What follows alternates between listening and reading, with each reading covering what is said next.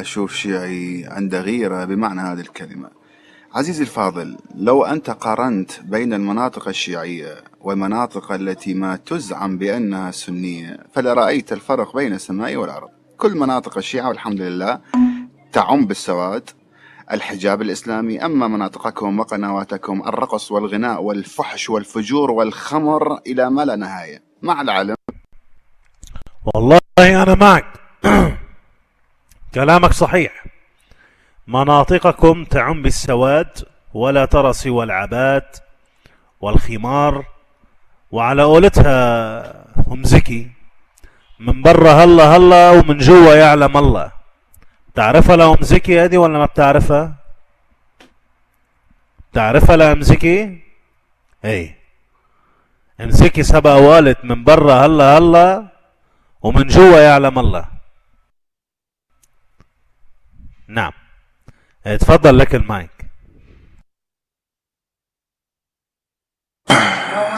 طيب، أرجو عدم المقاطعة أخي الكريم، يعني حتى يكون الحوار الله يرضى عليك. ما تريد تحاورون، قولوا لي بأننا لا نملك الحوار أو لسنا قادرين على حوارك، والسلام عليكم. ما في داعي كل نقطة تأخذ المايك وتقاطع. يعني المقاطعة هي من شيم الذين لا يعتمدون على الحجة ولا على الدليل ولا هم يحزنون. على كل، أنتم كما تزعمون بأنكم على الحق، فإذا دعونا نحن الضالين المضلين أن نتكلم. على كل حال، السلام عليكم ورحمة الله وبركاته. الآن نأتي إلى المتعة. يقول: ذكر صحيح البخاري حدثنا موسى بن إسماعيل حدثنا همام إلى آخره عن عمران رضي الله عنه قال: تمتعنا على عهد رسول الله صلى الله عليه وآله من عندها وسلم، فنزل القرآن: قال رجل برأيه ما شاء.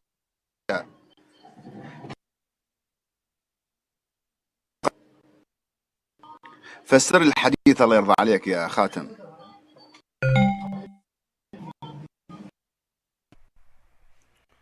والله يا أستاذ، لو أكملت الحديث أنت لفسرته بنفسك. أتمنى منك أن تقرأ الحديث من البداية إلى النهاية. تفضل لك المايك.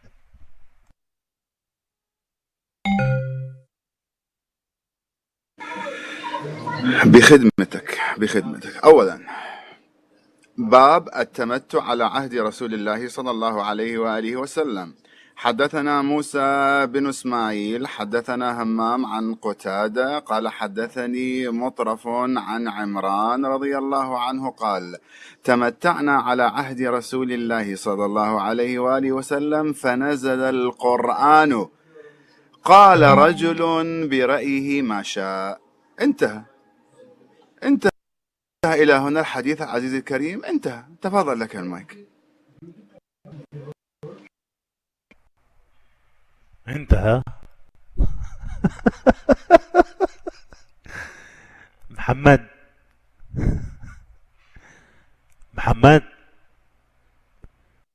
يعني انت مبسوط هلا تضحك عليك الناس؟ عم تحلف بالله بعد انه انتهى الحديث؟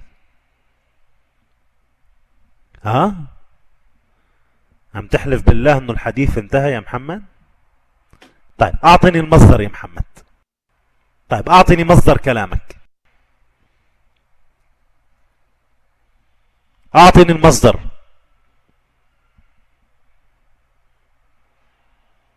يلا، وين المصدر؟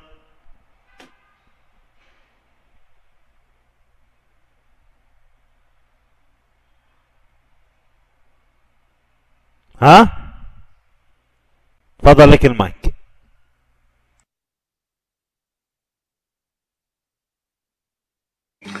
تريدني يعني؟ طيب، السلام عليكم. انسخ لك الرابط حبيبي لانه انا داخل من ما اعرف كيف انسخ الرابط. انطيك المصدر من عيوني. اكتب عندك صحيح البخاري، باب التمتع على عهد رسول الله صلى الله عليه وآله وسلم، رقم الحديث 1497 ومن موقع المملكة العربية السعودية للدعوة والإرشاد. تفضل عزيزي، تفضل لك المايك.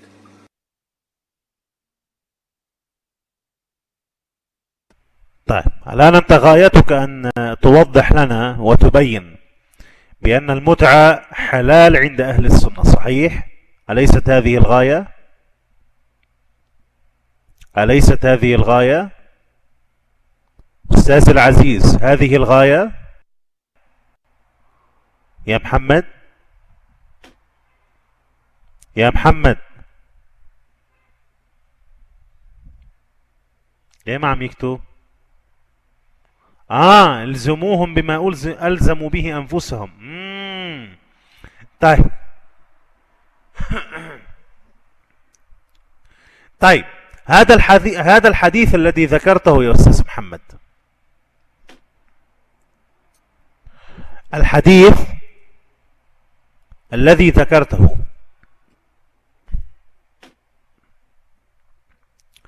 مروي بالبخاري في باب التمتع ضمن كتاب الحج، وليس متعة النساء، والمقصد منه يعني متعة الحج. نأتي لك بالشرح.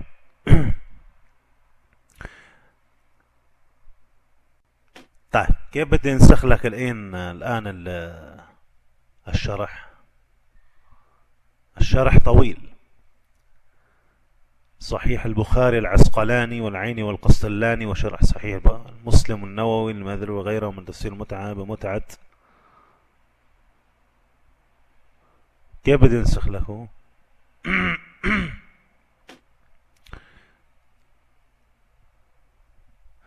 طيب ما في مشكلة، ما في مشكلة يا أستاذ محمد.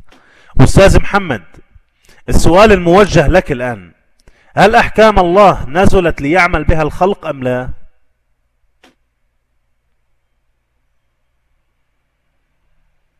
هل أحكام الله نزلت ليعمل بها الخلق أم لا؟ تفضل لك المايك.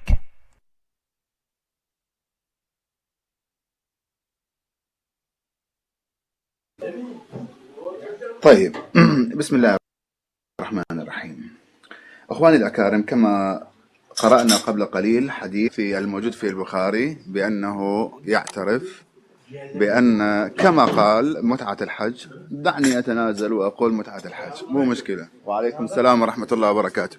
دعني أتنازل وأقول بأن متعة الحج يا أخوان. أسألكم بالله، هل جائز لعمر أن يحرم ما أحله الله؟ وهنا اعتراف واضح بأن عمر حرم متعة الحج، أليس هذا كفرا بالله؟ فكيف تريدون أن توضحوا بأن المتعة كانت حلال وحرمها عمر بن الخطاب؟ والله يا أستاذ، الرسول الذي حرمها وليس عمر بن الخطاب، الرسول الذي حرمها، علما بأنك لم تجب على سؤالي. لم تجيب على سؤالي، والروايات موجودة بكتب أهل السنة وكتب الرافضة. حرم رسول الله صلى الله عليه وسلم يوم خيبر لحوم الحمر الأهلية ونكاح المتعة. حرم رسول الله صلى الله عليه وآله عند الشيعة هذه يوم خيبر لحوم الحمر الأهلية ونكاح المتعة. هذه مصادر من كتبك، مصادر من كتبك. الآن أعيد عليك السؤال: هل أحكام الله نزلت ليعمل بها الخلق أم لا؟ تفضل لك المايك.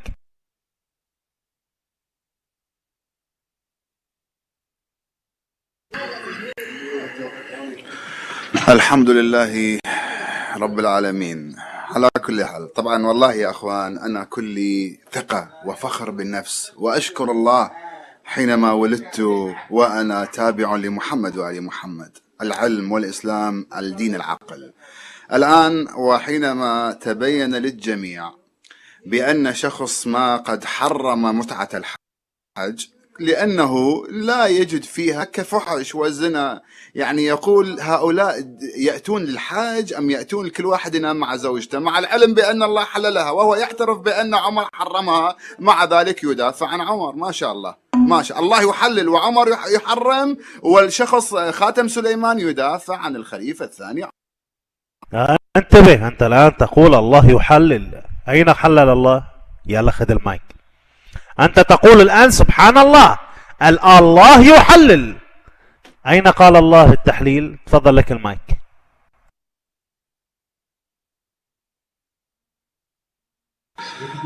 جميل جدا أخي، والله أنا دائما كعادتي حينما أدخل أي غرف من غرف المخالفين أقول لهم سلوني قبل أن تفقدوني.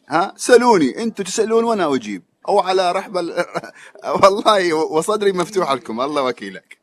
على كل، أخوي العزيز خاتم سليمان، الآن نأتي حينما يقول بأنها في عهد رسول الله، حتى قال رجل برأيه ما يريد. ما معنى هذا؟ ما معنى هذا الشيء؟ يعني أليس كان رسول الله قد حللها وعمل بها وجاء وحرمها رجل آخر؟ أليس بأن هذا الشخص حرم ما أحله الله أم لا؟ تفضل لك الماء. السؤال انت ليش عم تهرب؟ انت زل لسانك وقلت ان الله حللها. اين ذكر الله بتحليل المتعة؟ اجب مباشرة على المايك، لا تهرب، اجب، لك المايك.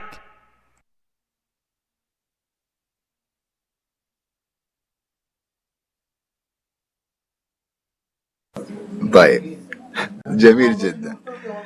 طيب الآن بس شوي هدينا أعصابك عزيزي، لأن بعد الوطيس ما حمى، بس هدي أعصابك شوية وكون يعني هادي الأعصاب، لأنه دائما الرجل الدين يزعم بأنه متدين، يجب أن تكون أعصابه هادية، لا تكون زي أفعال قريش. محمد يسب آلهتنا، الشيعة أفسدوا علينا ديننا، الشيعة يسبون رموزنا. لا عزيزي، لا محمد لم يتعصب أبدا صلى الله عليه وسلم، مع العلم قابلوه بالإساءة والسب والقتل، كان هادئا لأنه مع الحق.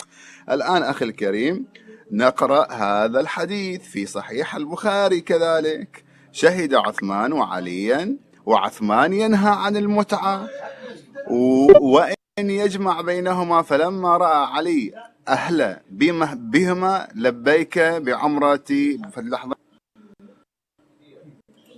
لحظة أخوان، بس خلينا نطلع، لأنه هذا الحديث الثاني أخواني اسمه هكذلك في صحيح البخاري. قال عن مروان بن الحكم قال شهدت عثمان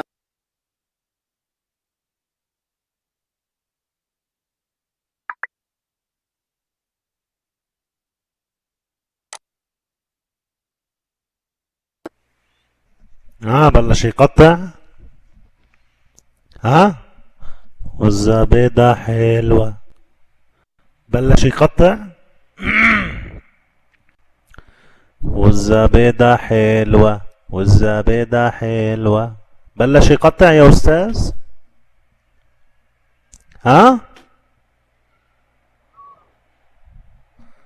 ما حد يعطيه برسيم؟ هذا شو اسمه، ورذر؟ اعطوه برسيم يا شباب، اعطوه برسيم، بارك الله فيكم، اعطوه برسيم، بارك الله فيكم، برسيم.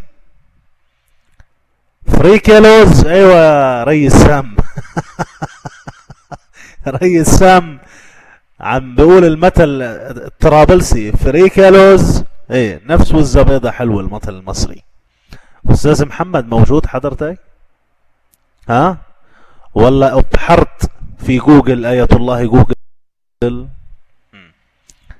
انت مستقصد انك تقطع الصوت ولا ايش وضعك بالضبط؟ انت مستقصد انك تقطع الصوت ولا ايش الموضوع بالضبط يا استاذ محمد؟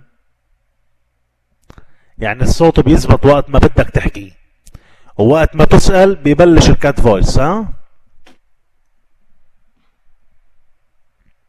مظبوط؟ تعال نعيد عليك السؤال مرة أخرى. أنت قلت أن الله حلل المتعة، أين ذكر الله بتحليل المتعة يا أستاذ محمد؟ تفضل لك المايك. في اشتوقدن طيب، السلام عليكم ورحمة الله وبركاته. أخي الكريم، يعني أرجوك، نحن في حوار علمي، وثانيا شو يعني تنقط الأخوان اللي بالغرفة؟ يعني مجرد قال لك أعطي، لا تأخذ منا المايك يا وهابي، نقطته. لا يجوز، خليك أنت صدرك واسع، يعني أنت المفروض تكون صبور. من تدخل بشيء لا يعنيه سمع كلام لا يرضيه. المهم أنت نحاورك باحترام ولا نتعدى عليك. أجب يا جبان مباشرة، لا عليك من بالغرفة.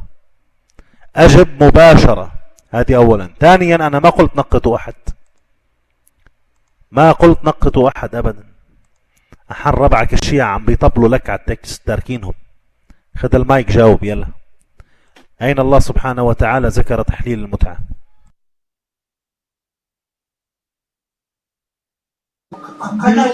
طيب عزيزي، ما راح ارد عليك الاساءة بالاساءة. طيب مو مشكلة، لان ما اريدك تهرب نهائيا. راح اكون صبور جدا وما اخليك تهرب اليوم، والله العظيم. اليوم ما تهرب ما تهرب. على كل حال نرجع لصحيح البخاري. يقول حدثنا محمد بن بشار إلى آخره. قال أين ذكر الله تحليل المتعة؟ لن تخرج عن هذا السؤال.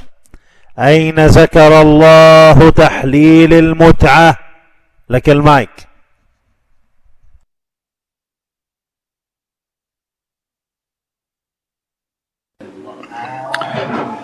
الظهر أفلست يا عزيزي خاتم سليمان. قل لي خلاص يا محمد، اتركني الله يرضى عليك. اكتب لي على الخاص، الله يوفقك. والله ما اتكلم، بس اكتب لي على الخاص. الله تضحك انت يا محمد. انت لازم يستضيفك الشيخ تويتي. عارف الشيخ تويتي؟ انت لازم تكون ضيفة بهالايام القادمة. حرتب لك موعد معه ان شاء الله. استاذ محمد، انت قلت ان الله حلل المتعة وعمر حرمها. اين الله سبحانه وتعالى حلل المتعة؟ تفضل لك المايك.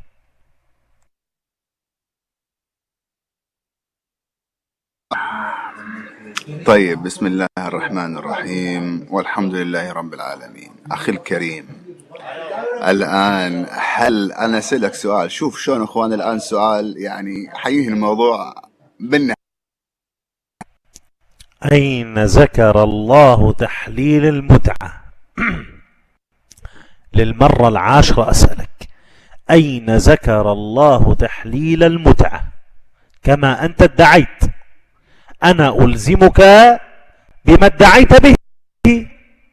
أين ذكر الله تحليل المتعة؟ تفضل لك المايك.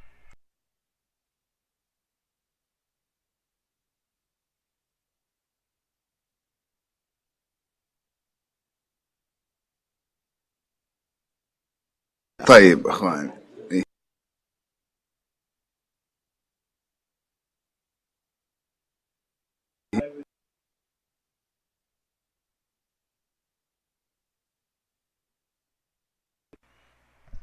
أستاذ محمد موجود؟ أستاذ محمد، أنت حقيقة نيمتنا بالغرفة. موجود يا أستاذ؟ موجود؟ علامة استفهام. ليه ما عم تاخد المايك؟ ليه ما عم تاخد المايك؟ تفضل لك المايك. أين ذكر الله تحليل المتعة؟ تفضل لك المايك.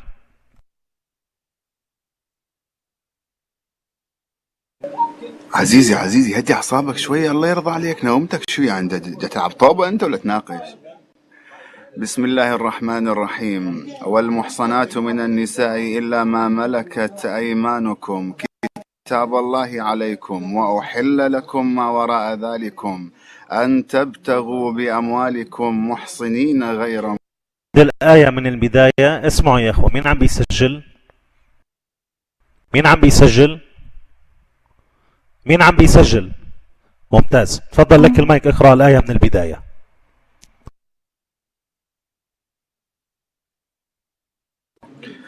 يا أخي إذا قرأ القرآن فاستمعوا إليه، متقاطعون. على كل الحال، بسم الله الرحمن الرحيم. والمحصنات من النساء إلا ما ملكت أيمانكم كتاب الله عليكم، وأحل لكم ما وراء ذلكم أن تبتغوا بأموالكم محصنين غير مسافحين، فما استمتعتم به منهن فآتوهن أجورهن فريضة، ولا جناح عليكم فيما تراضيتم به من بعد الفريضة، إن الله كان عليما حكيما. تفضل لك المايك. اتفضل ياخذ المايك ليش؟ يعني ماني عارف، اعطيتني المايك ليش؟ اعيد عليك السؤال. اين دليلك بان الله سبحانه وتعالى احل المتعة؟ هل هذا هو الدليل؟ طيب اذا هذا هو الدليل اعطني هذا الشرح، اشرحها لي بارك الله فيك من علمائي، الزمني بعلمائي. يلا تفضل لك المايك.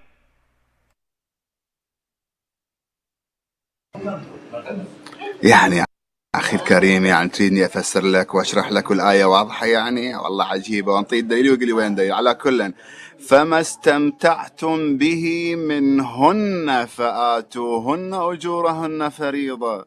الآن هنا زواج المتعة. طيب الآن أخي الكريم، هل حل لها رسول الله أم لا؟ شوفوا أخوان الأفاضل، هم يعترفون بأن رسول الله قد أحلها لمدة 3 أيام فقط ثم حرمها. طيب الآن هل الله يأمر بالزنا والعياذ بالله؟ أنتم تسيئون إلى الله من حيث لا تشعرون يا أخي الكريم. الله لا يأمر بالفحشاء والمنكر والعياذ بالله.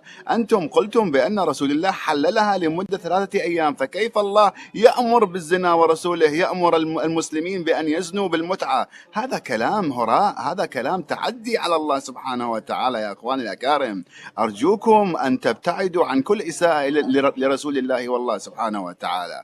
على كل حال أخواني الأكارم، ونحن علمنا جيدا بأن طلحة تزوج متعة وكثير من الصحابيات تزوجن متعة، فهل هن زنات وهل هم طيب هل فاطمة الزهراء تمتعت؟ هل فاطمة الزهراء تمتعت؟ قبل أن أرد عليك حول الآية التي ذكرتها، هل الزهراء تمتعت بارك الله فيك؟ ها أستاذ، هل تمتع فتمتعت؟ إنا لله غضب. هل تمتعت فاطمة الزهراء بارك الله فيك؟ اللهم الصبر، أخطئ أنا الآن. طيب نرد عليك على الكلام الذي ذكرته.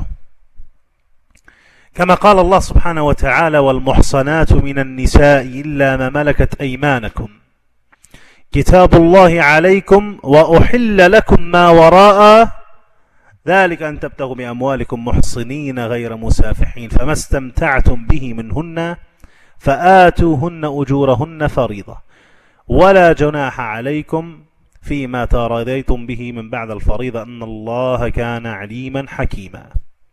أنت تقول من بداية كلام الله سبحانه وتعالى: والمحصنات من النساء، انتبه، والمحصنات من النساء إلا ما ملكت أيمانكم. والمحصنات من النساء. طيب هل المتمتعة محصنة؟ هل المتمتعة محصنة يا أستاذ؟ فضل لك المايك.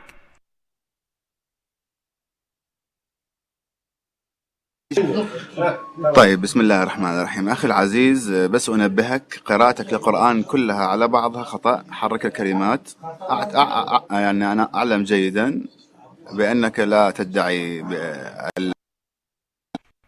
لما ينتهي الحوار حوضع لك التسجيل وحوضع تسجيلي، لأنه هلا في تسجيل عم يتسجل يا محمد، حوريك قراءة مين الصح وقراءة مين الخطأ.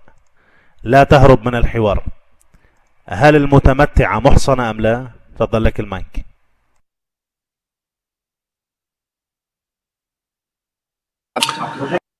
طيب بسم الله. على كل حال أخي الكريم لا تنزعج، لا والله، لو هذا الشيعي كاتب كلمة على التكست خطأ علقته عليها يومين كاملين. على كل حال، فالمهم الآية الكريمة واضحة أخي الفاضل، الآية الكريمة واضحة. هاي هنا والمحصنات من النساء غير فما استمتعتم به. هل المتمتعة محصنة؟ أجب، لا تهرب. هل المتمتعة محصنة؟ فضل لك المايك.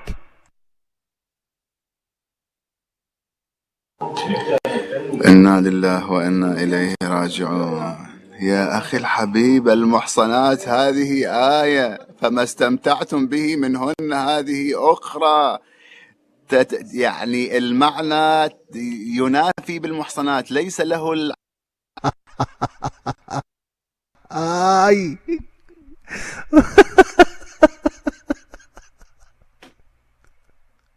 بالله عليكم التسجيل شغال؟ اي نعم، اهم شيء التسجيل يكون شغال، اهم شيء. هذا حوار خطير على فكرة. فصل الآية عن الآية الأخرى. يقول لك المحصنات شيء وما استمتعتم به منهن، هذه آية أخرى. أستاذ العزيز، أنت من بدأ في قراءة الآية والمحسنات من النساء، أنت من بدأ وليس أنا من بدأ. لذلك أعيد عليك السؤال: هل المتمتعة محصنة؟ طيب أنا حسهل عليك الأمر. عند مذهب الشيعة الإمامية الجعفرية من أفتى بجواز المتعة، هل قال أن يتوجب الإحصان في المتعة أم قال لا يتوجب الإحصان في المتعة؟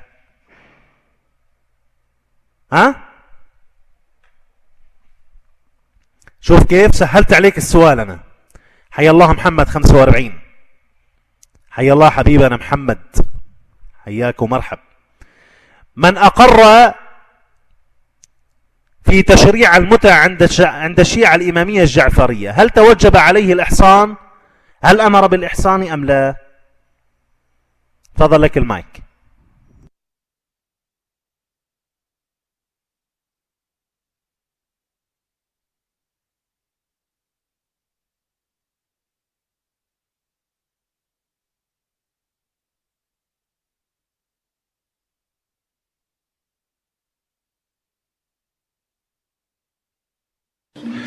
ارفع النقطة يا حزيزي، ارفع النقطة، والله ذبحتني. أتفسر لك القرآن ولمدة ثواني تقاطع. لا تقاطع، خليك يا أخي، اصبر شوي، هدي أعصابك يا أخي. أنت الفائز بس هدي أعصابك، احنا نريد الناس الموجودين هنا يستفادون. بسم الله الرحمن الرحيم. والمحصنات من النساء إلا ما ملكت أيمانكم. أول نقطة أنا قلت لك في أن الآية فيها معنيين، انتبه. والمحصنات من النساء إلا ما ملكت أيمانكم كتاب الله عليكم وأحل لكم ما وراء ذلكم. الآن انتبهت كيف السياق تغير من الآية الكريمة، بس إنك لا تعي يا أخي تقاطع وكأننا نحن في مباراة كرة قدم، والله العظيم مصيبة. وأحل لكم ما وراء ذلكم أن تبتغوا.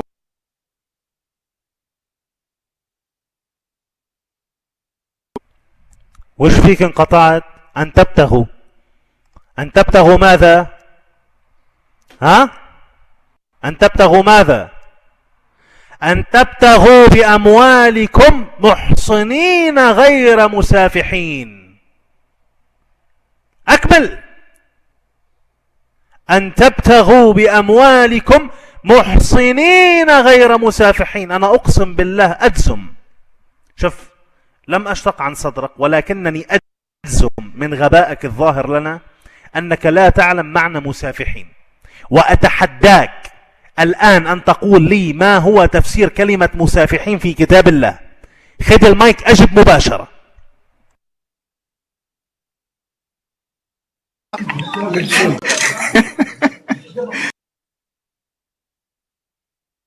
الآن بدأ بالهروب. اسألني بكلمات المعاني اللغة العربية ولا شنو عزيزي؟ حبيبي أنت أول شيء تعلم تقرأ قرآن بصورة صحيحة وبعدين فسر، لا تفتي من جيبك، الله يرضى عليك. مو قاعدين احنا والله بقهوة تفسير القرآن، لا الله يخليك. أنت الكسرة من الضمة ما تعرفها وجاي تفسر لي القرآن الكريم. لا تهرب من الموضوع. الآن موضوعنا هو عن زواج، وفي أدلة واضحة بأن النبي أحلها، وأسماء بنت أبي بكر. بالله عليكم، هذا رجال عاقل؟ هذا وين جالس بهوة الفيشاوي؟ أستاذ محمد، أنت قاعد بقهوة الفيشاوي الآن ولا وين؟ حقيقة يعني، اللي بكربلاء في قهوة لها سنتين مفتوحة جديدة بكربلاء اسمها قهوة الفيشاوي. يا أستاذ محمد، أستاذ محمد، أنا لا أعلم يعني كيف تفصل هذه عن هذه، كيف تقوم بالفصل؟ ها أستاذ محمد، طب ما أنت لا تعلم ما تفسير هذه الآية، كيف عم تتكلم عنها؟ ها؟ لا، والعجيب من ذلك يا أخوة يدافع عن المتعة ولا يرضاها على أمه. شوفوا العجيب، يدافع عن المتعة ولا يرضاها على أمه. يعني الآن لو قل له أنا أمك تتمتع، بياخذ المايك لعنة الله عليك، أمي لا تتمتع. عرفت كيف؟ علشان تعلموا أن الشيعة الإمامية مكابرين فقط، مكابرين. تعرفوا ليش حصل هذا الحوار كله؟ لأني قلت له بما أنك ترفض المتعة على أختك كيف تحلها لنفسك؟ لأني قلت له ترفض المتعة على أختك، طيب أنت ليش تحلها لنفسك؟ أم جانب الحوار كله. الله أكبر عليكم، الله أكبر على هالكبرياء اللي فيكم، كبرياء عجيب، كبرياء عجيب. طيب هل فاطمة الزهراء تمتعت يا أستاذ العزيز؟ هل فاطمة الزهراء تمتعت؟ تفضل لك المايك.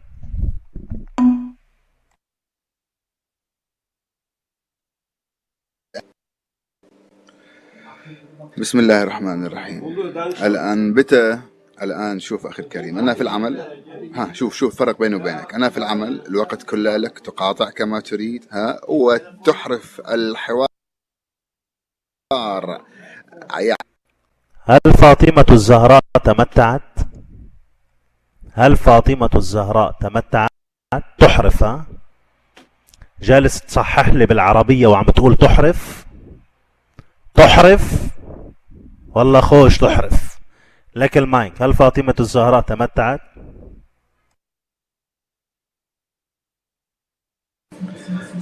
أخي العزيز لا تكذب علي، أنا صححت لك قراءتك للقرآن ولم أصحح لك كلامك باللغة العربية. في فرق بين القرآن الكريم يجب عليك أن تدبره حتى تقرأه.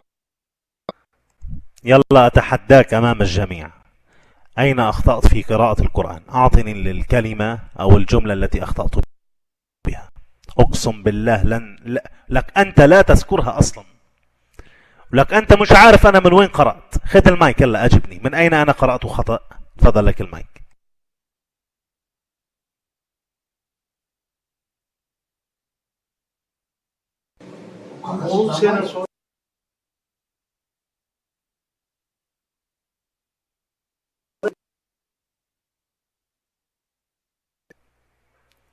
بويا خذ المايك بويا، أروح لك فدوة وعاود بتاكسي. خذ المايك بويا، ليه ما تجاوب؟ يجاوبك والله يجاوبك، جاوب بارك الله بك. تفضل لك المايك.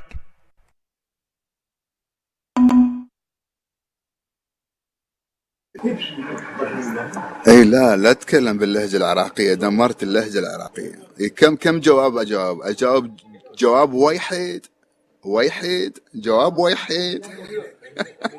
على كل حال نرجع لموضوعنا. شوف عزيزي، خليك هادي ومن كثر المقاطعة حتى المايك. ملاحظين يا شباب كل ما ينحشر بيقول نرجع لموضوعنا، كل ما ينحشر بموضوع. عموما عزيزي نرجع لموضوعنا، اقسم بالله حط لكم التسجيل بعد شوي.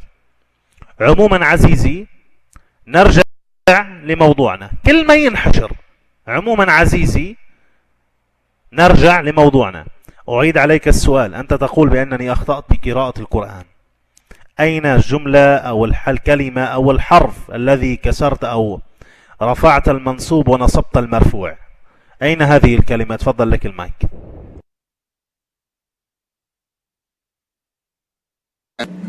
يا حبيبي خلك، يا الله يرضى عليك، لا ما حبيت أنا أنقص منك شيء، لا والله، بس مجرد أنه قلت لك يعني لا تفسر القرآن، أول شيء اقرأ القرآن مظبوط. أنت تقول بأن أنني قرأت خطأ. صحح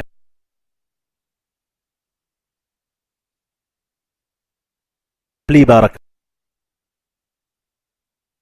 الله فيك. تفضل لك المايك.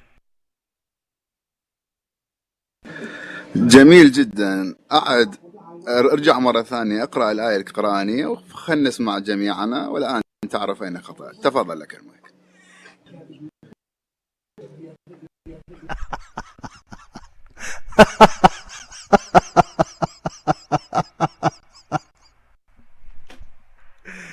والله العظيم انك مضحك.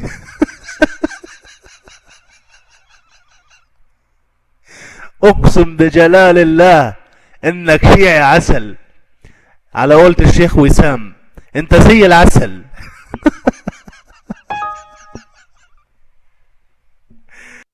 يا رجل انت ايش فيك؟ انت مين بعتك علينا؟ ها؟ من بعتك علينا انت يا استاذ العزيز؟ ها؟ اذا لا تعلم معنى قول الله سبحانه وتعالى عز وجل، من بعتك الآية؟ من بعتك علينا؟ ها يا أستاذ؟ من أرسلك علينا أنت؟ ها؟ بعدين شوفوا كيف بيكتب أقرأ، همزة على السطر. من أرسلك علينا أنت يا أستاذ؟ من أرسل؟ بدي أفهم. أنت فاهم؟ أنت تدافع عن المتعة وتصحح قراءة القرآن، ولا تعلم أي ما الخطأ الذي وقع به هذا المخطئ في قراءة القرآن، وتقول له اقرأ من جديد. والله العظيم مصيبة، كأني جالس أمام محكمة الشرع لتصحيح كتاب الله عز وجل. قسما بالله العظيم لو تأتي لي بعالم واحد يقرأ كتابكم صح يا رجل لا أعلن تبرئي. هذا اللي ناقص. بعد يجينا واحد عراقي من أتباع مقتدى الصدر يقول لك أنت أخطأت. والله عجيب. والغريب من جديد أن الرجل لا يقبل المتعة على أخته، لا يقبل المتعة على أخته ويحللها لنفسه. الله أكبر، الله أكبر.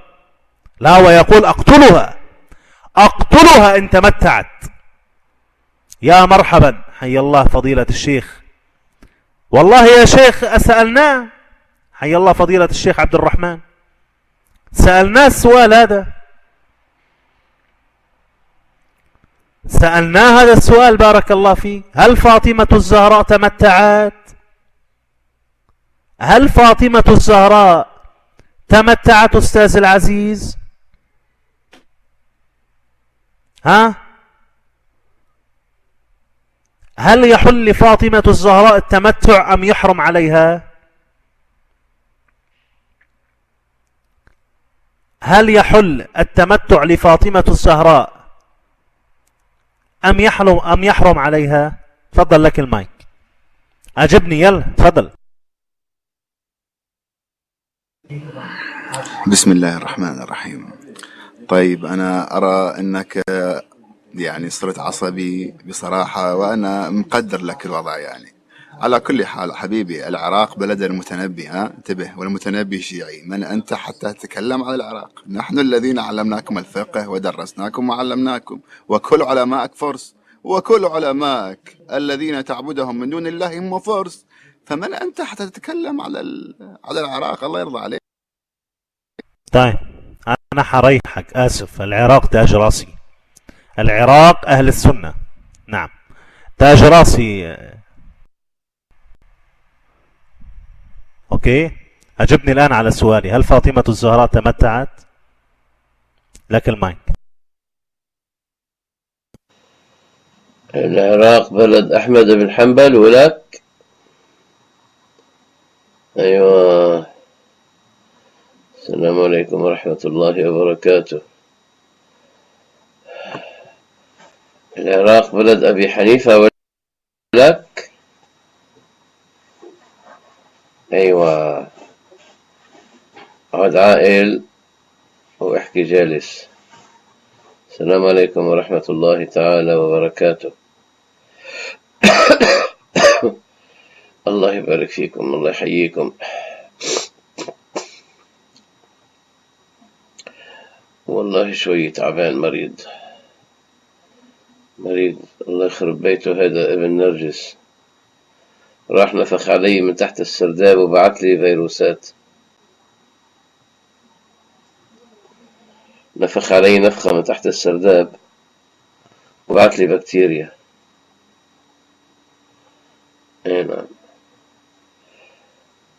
اتفضل يا محمد. السؤال اللي سألك يا الأخ خاتم، هل في شرع الله ما يجيز لفاطمة أن تتمتع؟ ما تقولي لأنها تزوجت ما بيجوز، عم نحكي عن جنس بنت رسول الله. هل يجوز التمتع ببنات الأنبياء ومنهم سيدنا محمد؟ هذا سؤال شرعي، يجوز ولا ما يجوز؟ نعم. يعني مثلا لما قال لوط هؤلاء بناتي هن أطهر لكم، هل يمكن أن يحمل هذا على أنه مثلا تمتعوا ببناتي مؤقتا مثلا؟ شو رأيكم؟ فهل يجوز التمتع ببنات الأنبياء؟ سؤال إيه ولا لا؟ عارف كيف؟ وأنا أكره المراوغة والهروب، ما بحبه، أنا بكرهه. فأرجو منك أن تتكرم وتجيب على السؤال. هل يجوز في شرع الله؟ هل يشمل التمتع؟ هل تشمل شريعة التمتع بنات الأنبياء ومنهم سيدنا محمد، ولا ما تشمل شريعة رب العالمين التمتع ببنات الأنبياء ومنهم سيدنا محمد؟ واجب على السؤال بالصلاة على محمد وآل محمد.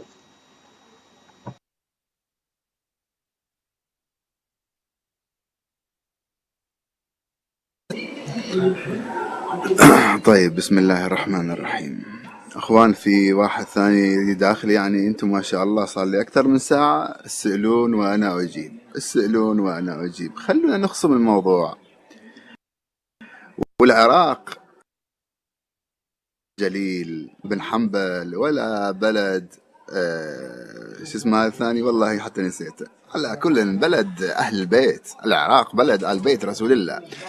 على كل حال، فالموضوع المتعة الآن الذي أنتم تستشكلون عليه وتصفونه بالزنا، هل الله يأمر بالزنا يا شيخنا الدمشقي؟ هل الله حينما أمر بتحليله لمدة 3 أيام، هل الله أمر بالزنا؟ تفضل لك المايك. أجب على السؤال. هل يحل لفاطمة الزهراء التمتع؟ شيخنا خليك أنت مرتاح أنك تعبين، الله يرضى عنك. هل يحل لفاطمة الزهراء التمتع أم لا؟ تفضل لك المايك.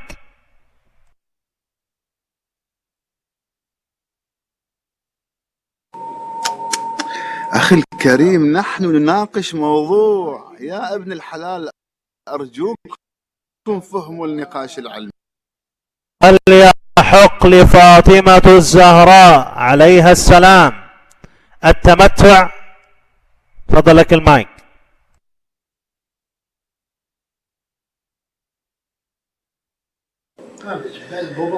والله إن إذا الله أراد لها ذلك فالله هو المعبود ونحن عباد الله. تفضل لك المايك.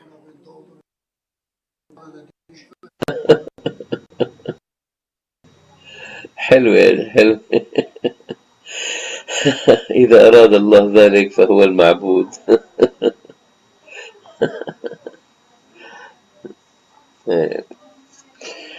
على كل حال، أتمنى إن شاء الله اللي يحاولك هيك إنه يقولوا لك يا عيب الشوم عليك، شو بتهرب وما بتعرف تجاوب. يبدو لي إنك واحد معمم يعني. بس الظاهر اللي حول معمم دائما بيكونوا مسحورين، فحتى لو كفر بيقولوا له اللهم صل على محمد، مثل هيداك حسين الفهد، أنا المنادي لهم ألست بربكم. قام واحد من هالحثالة، بلي بلي بلي بلي، الله أكبر، جهل، زندقة، بعمركم شفتوا زندقة بالصلاة على محمد وآل محمد؟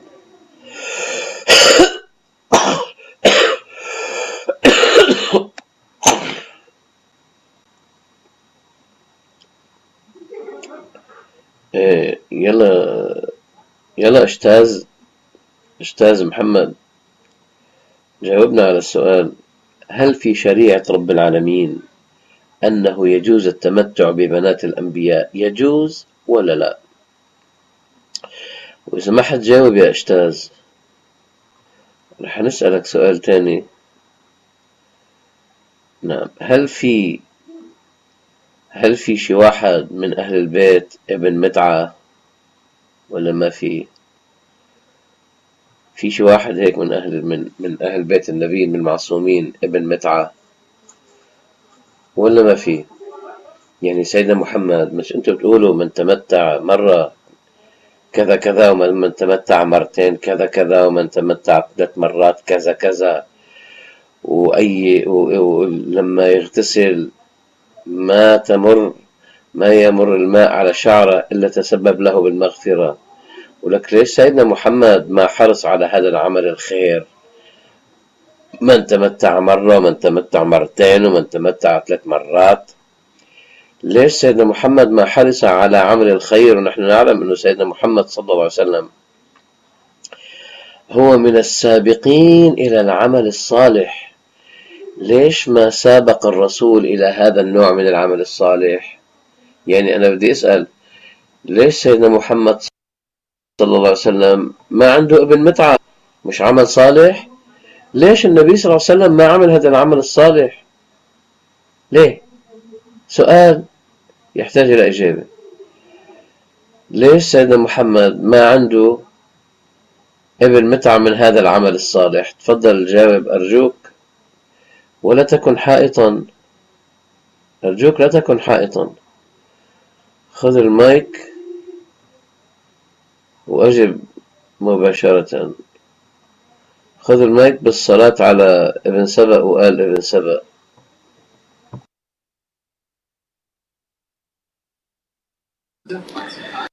استغفر الله ربي واتوب اليك. انا طبعا اخواني صار لي اكثر من ساعه فقط اجيب على الاسئله مع العلم قطع. يعني عندي سؤال، أذن الدمشقية هو شيخ؟ يعني والله أنا لا أظن بأنه شيخ يسب بهذه الصورة ويستهزئ بالصلاة على رسول الله بهذا.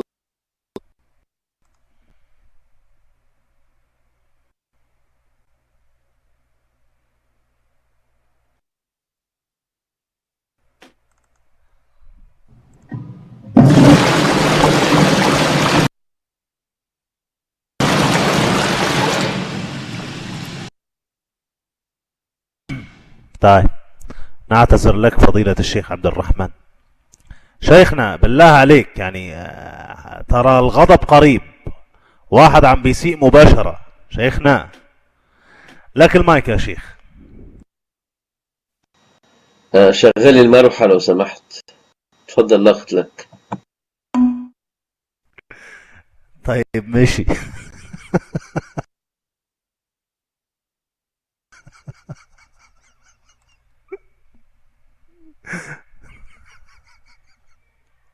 حاضر يا فضيلة الشيخ، حاضر.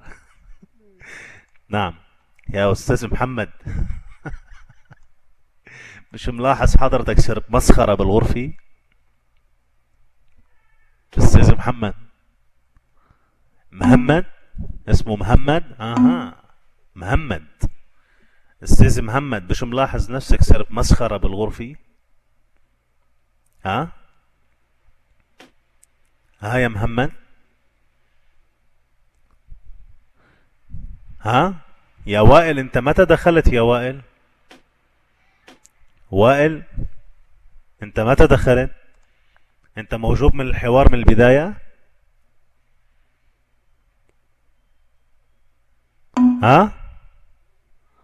موجود بالحوار من البداية يا محمد؟ طيب أجل اسكت واسمع الحوار من البداية، لا تحكم على الحوار من البداية من كلمتين سمعتهم. طيب أبو عتيك موجود؟ أبو عتيق موجود؟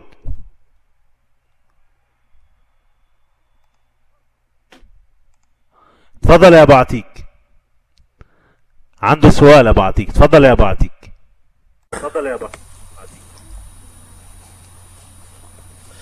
السلام عليكم ورحمة الله. عفوا يا أخوان، لحظة.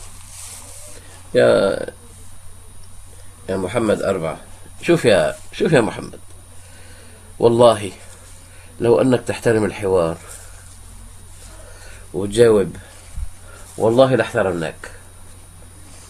أي مقاطعة يا محمد، لكن نعطيك المايك حتى تجاوب، وإذا ما أجبت وهربت لابد أن نقطعك. لكن منخليك تشرق وتغرب وتهرب وتاخذ المايك مشان تجاوب على السؤال، ثم تقول لا أنا عندي سؤال.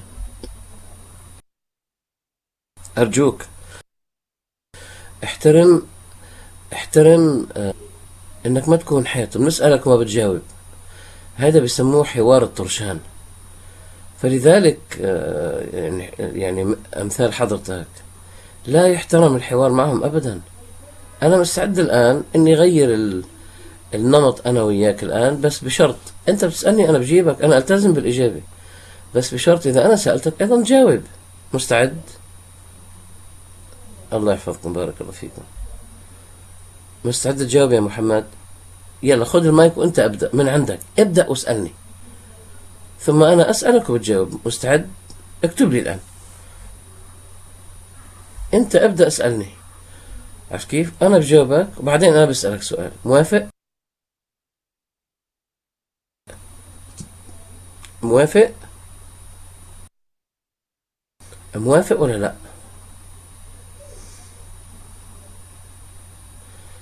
جيد، يلا خذ المايك وأنت اسألني وأنا برجع بسألك. تفضل، لا قلت لك.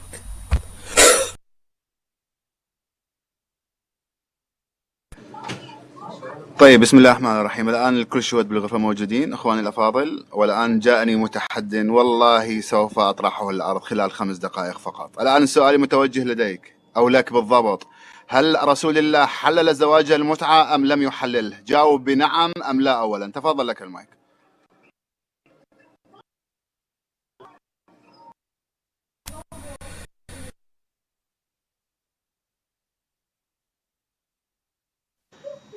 نكاح المتعة كان في عهد قريش في الجاهلية، كمثل يعني مثل الخمر. نعم. ثم أباحه رسول الله صلى الله عليه وسلم كما تفضلت حضرتك في يوم من دهر، ثم قال بعد ذلك فهو حرام إلى يوم القيامة. والله لو لم يقل ذلك والله لبقينا نفعله، لكن النبي حرم ذلك. أجبته. هل أجبت أنا ولا لا؟ أنا أجبت ولا لا؟ ممتاز جدا. إذن الرسول صلى الله عليه وسلم حرمه، ولو لم يحرمه لبقينا عليه إلى يوم القيامة. ماشي؟ واضح؟ الآن سؤالي لك: هل يجوز في شرع الله الذي أباح التمتع أن يشمل بنات الأنبياء؟ يعني هل يجوز التمتع بفاطمة؟ لو يعني طبعا علي رضي الله عنه ما تزوجها متعة، لكن قبل أن يتزوجها علي هل كان التمتع في حقها جائز؟ يوم، ساعة، نص ساعة، جائز ولا لا؟ تفضل، لا قلت لك.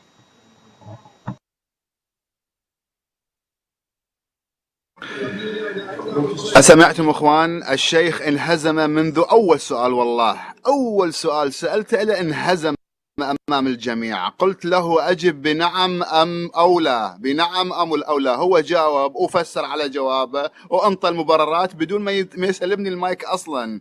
وهذا شيخكم الآن يقول بأن رسول الله، كما سمعنا أخوتي الأفاضل، بأن رسول الله قد حلل زواج المتعة لمدة 3 أيام. إذن الرسول ما ينطق عن الهوى، إن هو إيش إلا وحي يوحى. فهل الله يأمر بالزنا يا شيخنا الكريم؟ ألا تستحي من الله؟ ألا تخجل من الله بأن الله يأمر بالفحشاء والمنكر؟ أسألك بالله، هل الصحابيات اللتان تزوجن متعة في تلك الفترة هل يعملن الزنا؟ هل طلحة الذي أتى من زواج متعة هل هو ابن زنا؟ تفضل لك المايك.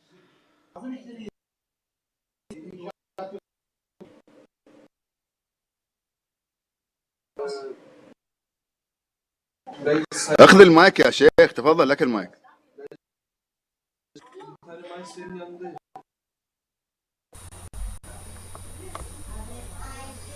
أنا قلت لك إنك حائط يا مسكين.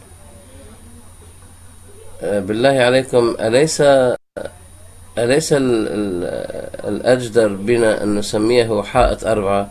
شفت ليش ضحكنا عليك بالأول؟ لأننا نعلم أنك ما تعرف لا حوار ولا غير ذلك وسوف تهرب. حيط ولا لا؟ رح نعمل استفتاء الآن. اكتبوا لنا يا إخوان، إذا كان حيط اكتبوا لنا 1، إذا ما كان حيط اكتبوا لنا 2. حضر المروحة يا خاتم سليمان، حضر المروحة يا خاتم سليمان.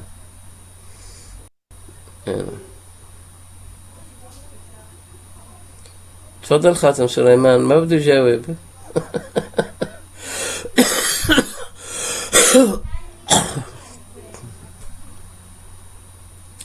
طبعا النبي صلى الله عليه وسلم أقرها، أقر المتعة. لا وبعدين قال أنا ما أجبت. يا لكن فعلا شيخ، والله معك حق يا خاتم، إنه كان مفروض ما نتكلم مع أمثال هذا. فعلا فعلا الله يحل ما يشاء ويحرم ما يشاء. كيف أنتم أجزتم كما ذكر الخوئي أن نكاح الأخ من أخته من البطن الثاني لزوجة آدم كان جائزا ثم حرمه الله، يعني من أجل التناسل في بداية الأمر. ولو شاء الله لخلق فورا رجال ونساء من دون ما يكونوا من بطن واحد. نعم، إن شاء الله إن شاء الله. فالله يحل ما يشاء ويحرم ما يشاء. ونحن قلنا نعم، قلنا لك نعم أن الله أن رسول الله صلى الله عليه وسلم قال إن الله أحله في يوم من دهر وإنه حرام إلى يوم القيامة. جاوبناك، بس هو ما بيعرف إنه جاوبناه، وهذا يدل على أنه فعلا حائط، لأن الجواب عندي، الجواب الذي أجبته إياه يجعله يكبر ويقول الحمد لله الله أكبر، ما أجاب، هرب من الجواب. هذا يدل على ضحالة ما عندك. فأنا أقترح أنك تعطي العمامة اللي عندك لخاتم سليمان حتى يسمعك الصوت، يدخلها جوا ويسمعك الصوت. تفضل يا خاتم سليمان. يا لك من ضحل، يا لك من سفيه جاهل. خذ أخي خاتم سليمان. أنا لي أن أمد رجلي كما قال أبو حنيفة اللي هو من العراق. هلا ردت شيخنا، يا لك مسكين، يا عيو يا طيب، يا عيو يا طيب. جاوب على السؤال، جاوب على السؤال. يلا شوف، هل يجوز شرعا التمتع ببنات الأنبياء؟ وليش النبي صلى الله عليه وسلم لم يحرص على هذا الخير اللي فيه منذ أول نقطة تصل إلى شعر المتمتع يغفر بها ذنبه؟ ليش النبي ما حرص على مغفرة ذنبه؟ ليش ما حصل على هذا العمل، على هذا الأجر العظيم جدا؟ ما بعرف. نعم، لن يجيب. هذا حيط. تفضل حيط 4، راح نعطيك آخر فرصة، وإلا سوف نأخذ منك العمامة. نعم، ونعطيها للأخ خاتم بيشتغل شغله، بس ما تنسى المروحة أخ خاتم. تفضلوا يا إخوان، مايك معكم. نعطيه فرصة أخيرة شيخنا، نعطيه فرصة أخيرة، معلش. الشيعة أنفسنا. نعم، نعطيه فرصة أخيرة. تفضل يا أستاذ محمد، تفضل لك المايك.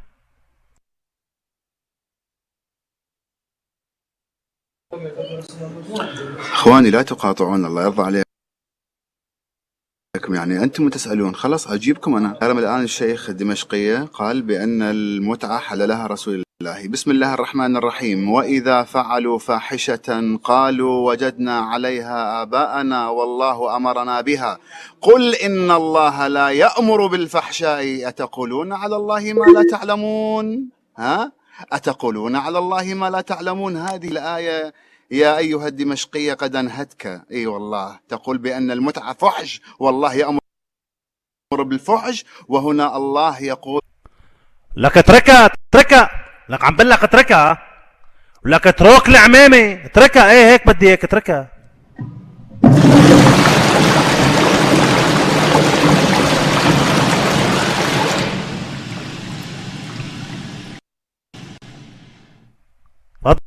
تفضل يا ابو عتيق، تفضل نسمعك. مزيان اكو صوت. جميلة جدا اللهجة اللبنانية لما تقول الإنسان اتركه. خوفت الرجال يا خاتم. أنا تو قايم من النوم.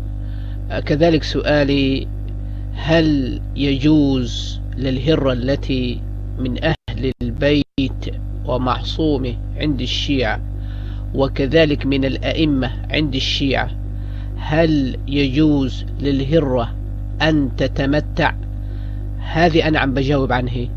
نعم، في دين الشيعة يجوز للهرة التي من أهل البيت، التي من أهل البيت، أعيد بنص صحيح من الإمام علي، والهرة التي هي إمام ولا يوجد لها خطأ واحد عند الشيعة، 10 أخطاء لعلي في كتب الشيعة: حرق بالنار، طاف حول الكعبة 8 مرات، صلى بالناس وهو جنب، أغضب فاطمة 3 مرات، النبي طلب منه أن يكتب فما كتب. شو إخوة؟ 10 أخطاء في كتب الشيعة، 10 أخطاء في كتب الشيعة لعلي، لا يوجد خطأ واحد للهرة. كذلك الإمام هرب، الهرة ما هربت البتة.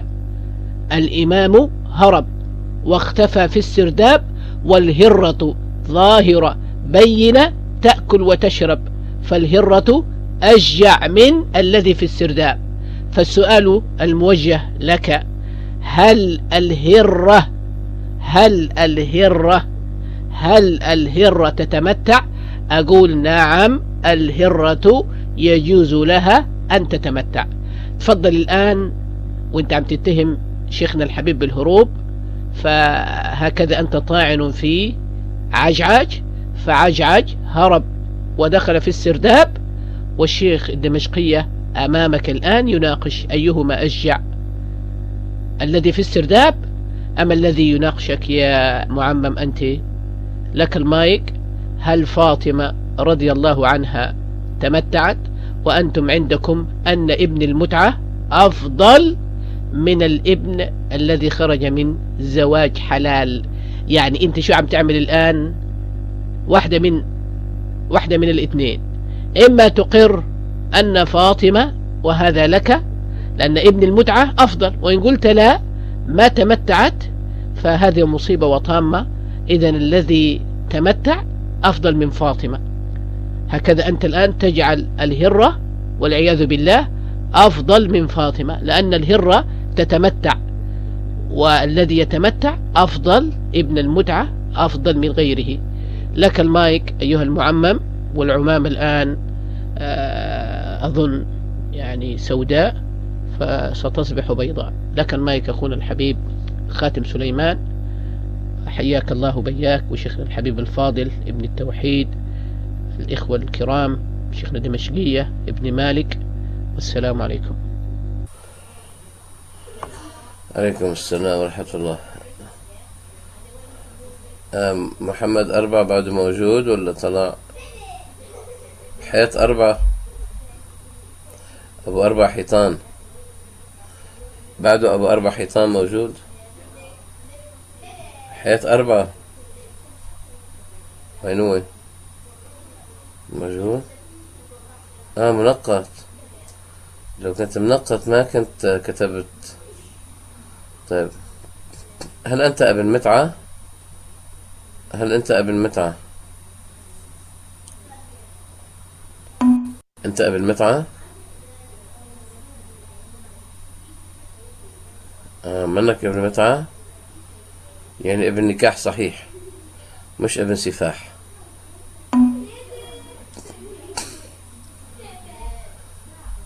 جاوبنا، انت ابن متعة ولا لا؟ كاتب لا يا أخي. أي نعم، لا لسه. خسارة.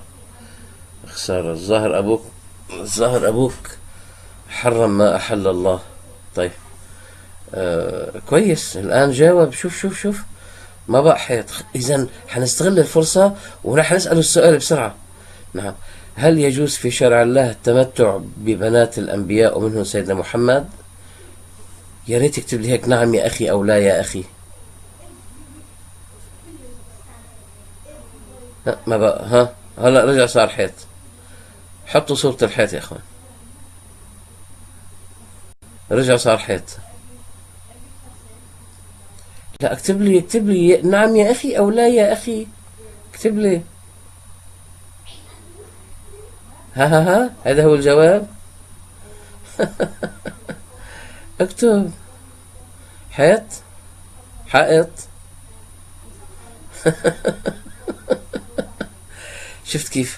شفت كيف انه امثالك لا يحترمون. نقطوا يا اخوان. الظاهر خلص ما بده يجاوب هذا. انا لماذا اخاف ولا انت اللي تخاف؟ رمتني بدائها وانسلت. يا خايف يا جبان.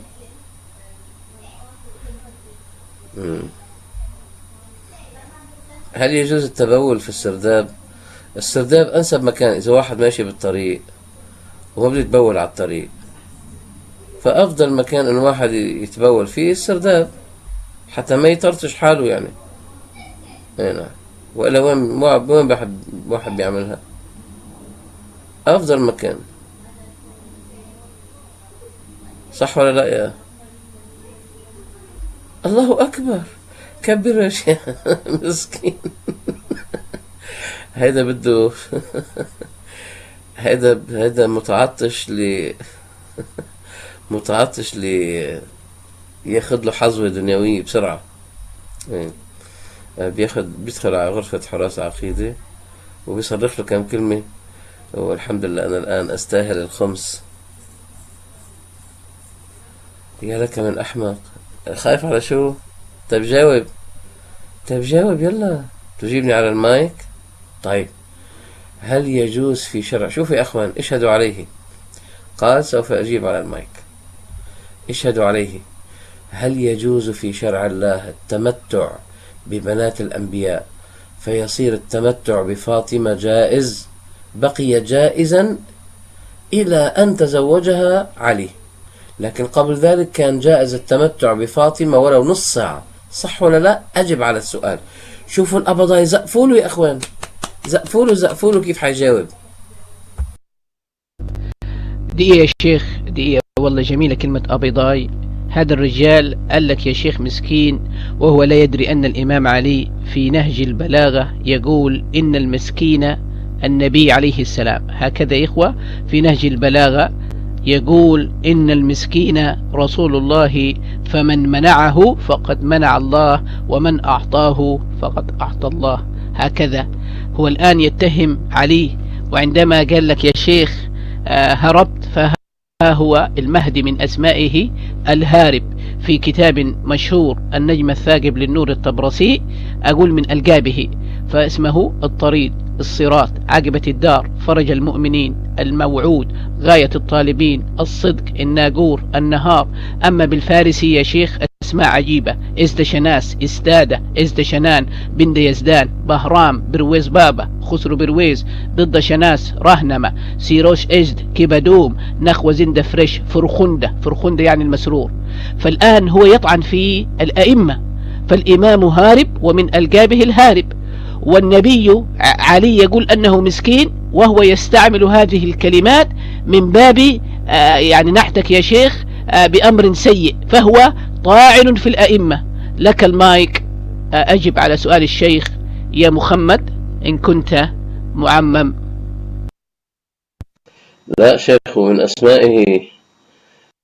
من أسمائه المعفن، ومن أسمائه أبو ريحة. تفضل محمد 4، خذ المايك وجاوبنا على السؤال.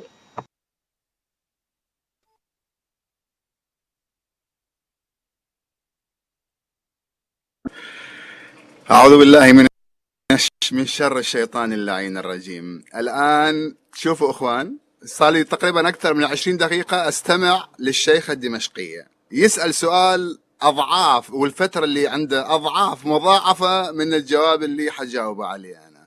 هذه النقطة. والنقطة الثانية، خلال ساعة ونص أنا أجيب وأنتم تسألون، ومع العلم لا إجابة لحد الآن لسؤالي.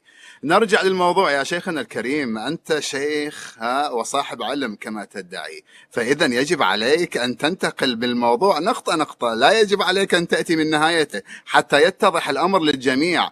بسم الله الرحمن الرحيم. وإذا فعل. السلام عليكم. اتضح أمره، هذا يريد أن يسجل، هو يهرب لكن يتمنى أن يسجل كلمة أمام الدمشقية ويقول أنا قلت له، انظروا ماذا قلت له، تصوروا يا أخوان ماذا قلت له، أنت شيخ ويجب أن تجيب يا دمشقية، الله أكبر.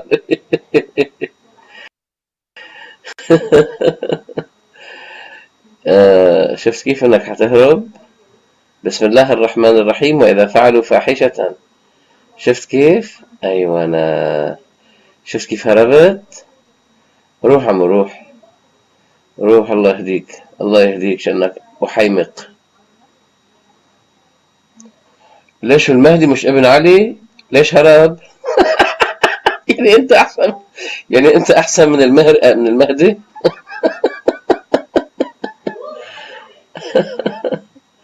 شفتوا كيف يندخل الألفاظ حتى إن شاء الله ياخذ له حظوة هيك؟ الله المستعان، الله المستعان. أنا ابن علي كيف أهرب؟ طيب سيدنا المهدي مش ابن علي؟ دخلك المهدي مش ابن علي؟ يا لك من أحمق، عم بتفتش لك على كم لك إيه، ولك جاوب، ولك حياة، ولك حياة 4، ولك جاوب. هل كان جائزا التمتع بفاطمة ولو نص ساعة قبل أن تتزوج علي؟ اكتبوا السؤال يا أخوان، اكتبوا لي السؤال، لأنه هو الآن يريد أن اكتبوا لي السؤال.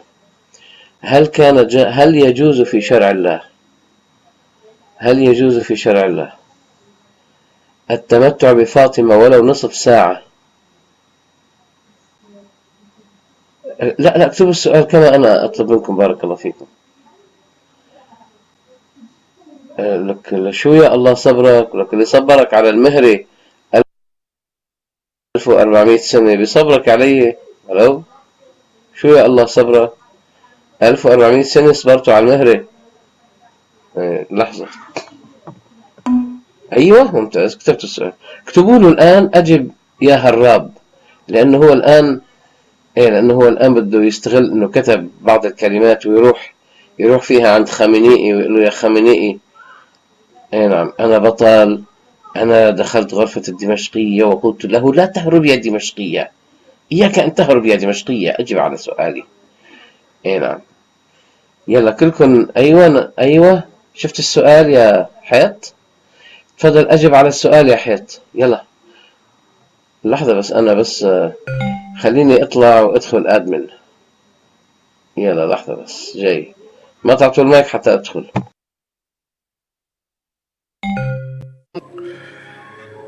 طيب بسم الله الرحمن الرحيم.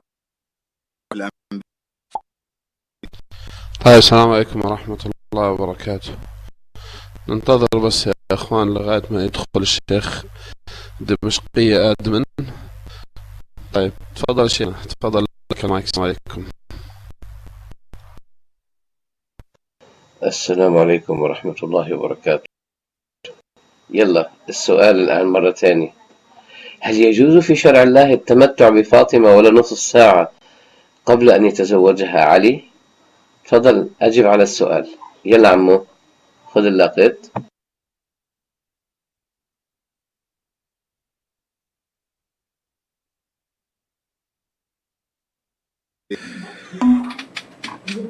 بسم الله الرحمن الرحيم. طبعا يا أخي الكريم، لو كنت مسلم أي والله لما تكلمت على ابنة بنت رسول الله بهذه الصيغة الوقحة، بهذه الصيغة السفيهة، ولكنك تدعي الإسلام ولست بمسلم. لا والذي امسكها لك، اتركها عم بلك، اترك لك يا اتركها عم بلك. ايه هيتا لهون هيتا.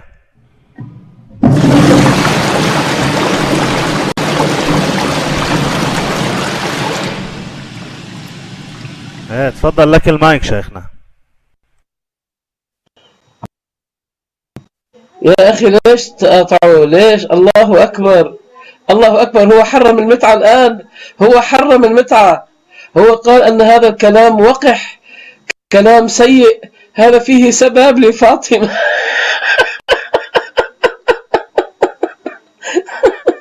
لك ليش تاخذ اللاقط منه؟ رجع سمعني هالكلمات يا أحيمق. تفضل حموق.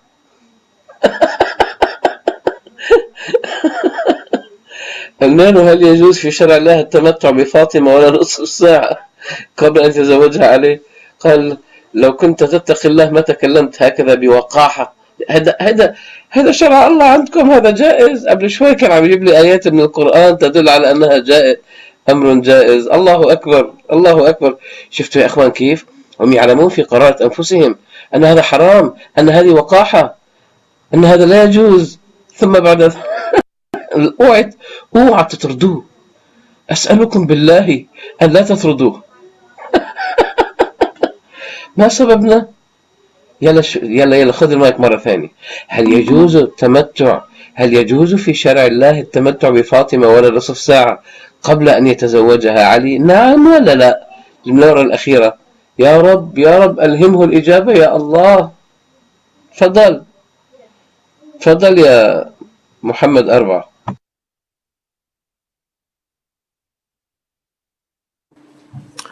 بسم الله الرحمن الرحيم. يا الله، طيب ليش تقاطع؟ انت اسأل سؤال واستمع للجواب، ليش تقاطع؟ يعني انت تدعي شيخوخة. اللهم لا تؤاخذنا بما فعل السفهاء منا. على كل حال، النقطة الأولى، وعليكم السلام ورحمة الله وبركاته. الجواب الأول، أنت قلت بأن المتعة حللها رسول الله، فهل كان جائز لأم رمان زوجة أبو بكر وأم عائشة أن تتزوج متعة؟ أستاذي تفضل، لك المايك.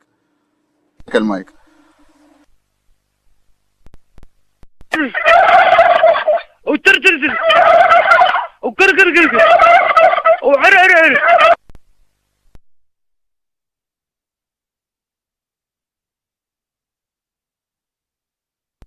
السلام عليكم.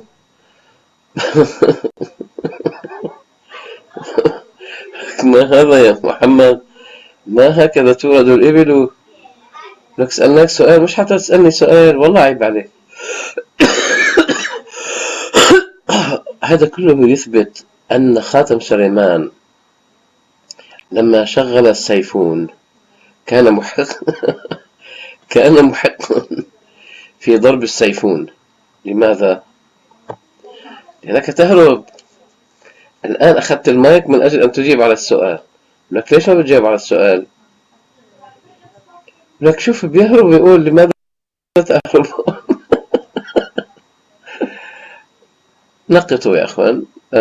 حقيقة لا يجوز تضييع الوقت، لا يجوز تضييع الوقت. ماذا نفعل؟ نعم، والله لا يجوز تضييع الوقت يا أخوان. بارك الله فيكم. الرجل لن يجيب. طيب فرصة أخيرة، ارفعوا النقطة عنه، ارفعوا عنه النقطة. يا محمد 4، للمرة الأخيرة أرجو أن تجيب. هل في شرع الله جائز التمتع بفاطمة ولا نصف ساعة، ولا نص ساعة بس، يدخل يتمتع فيها ثم يطلع؟ نعم، متعة مش زنا، متعة. هل يجوز ولا ما يجوز؟ خذ اللاقط وجاوبنا. أنت الآن بطريقتك لما قلت أنه أنتم تسبون فاطمة وتتوقحون على فاطمة، هذا يدل على أن المتعة عندك حرام. والله العظيم أقسم بالله أنها في نفسك حرام، تعلم في قرارة نفسك، وإلا لما وصفت كلامي بأنه وقاحة وسب لفاطمة. وسؤالي واضح، هل يجوز في شرع الله التمتع بفاطمة ولا نصف ساعة قبل أن تزوجها علي؟ ليش صار وقاحة عندك؟ مش هذا شرع الله عندك؟ شفت أنه أنت تعتقد أن المتعة حرام؟ أجب على السؤال، تفضل للمرة الأخيرة. إذا ما بدك تجاوب على السؤال أنت حر، خلص من نقطك فورا. ولذلك أنا أقول خذ المايك ولا تهرب، اكتبوا له خذ اللاقط ولا تهرب للمرة الأخيرة. تفضل يا محمد 4 أجب على السؤال مباشرة، مش مقدمات. خذ المايك، تفضل لاقط لك. يا شيخنا الظاهر أنه فاتك الكثير يا أبو عبيدة. شيخنا عبد الرحمن، فاتك الكثير. الرجل يقول لو أختي تمتعت قتلتها. بداية الحوار معه يقول إن تمتعت أختي أقتلها. بداية الحوار مع هذا الرجل، التسجيل موجود، يقول إن أختي تمتعت أقتلها. الكل سمع يا أخوة؟ اللي سمع يكتب رقم 1. تفضل يا شيخنا، هذه ملاحظة بس. تفضل يا أبو عبيدة. السلام عليكم. مش مشكلة، بارك الله فيك. لا مش مشكلة، مش مشكلة. هم أصلا الله يحفظكم، هو بيشوف أخته مركوبة، بيشوف رجل فوقها، وقلت له أخته شوف العدد، هلا كتبنا العدد قبل شوي، شوف شوف شوف شوف شوف. ما بيقدر يعمل شيء. ليه؟ ليه؟ لأنها أمه طعنت في عائشة رضي الله عنها. أما أم رومان وأم رومان، هذه أم رومان تزوجت، وفي عهد التمتع أي امرأة تمتعت لم يكن حراما. في يوم هي أحلت في يوم من دهر وحرمت، والنبي صلى الله عليه وسلم أباح لهم لما شو اسمه لما ضاقت عليهم العزبة، يعني تأثروا، كانوا في حالة عزبة في سفر، أباح لهم ذلك، وكان يوما من دهر، ولم يبحه النبي صلى الله عليه وسلم لا داخل المدينة ولا داخل مكة. يوما من دهر ثم حرم إلى يوم القيامة. ليش النبي أحله يوما من دهر؟ ابتلاء لأمثالكم. هذا تقدير من الله، هذا من تقدير رب العالمين، أن الله يحلهم يوما من دهر حتى يبتلي به المنافقين. حتى المنافقون إذا تكلموا عن عائشة وجدوا الزنا في بيوتهم وهم يدافعون عن الزنا. الله أكبر. من تقدير الله يا أخوان أن الله يجعل هؤلاء يدافعون عن الزنا. لكن في نفس الوقت يا أخوان إذا قيل لهم أترضاه لأختك أو ابنتك بيزعل، مثل ما قال هذا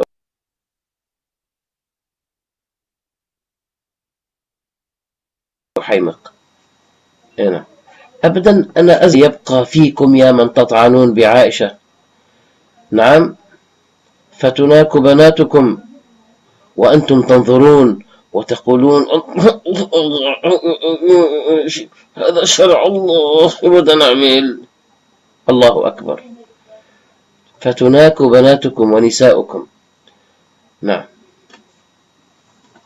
يلا خذ يا أبو هرب، يلا خذ أجب على السؤال.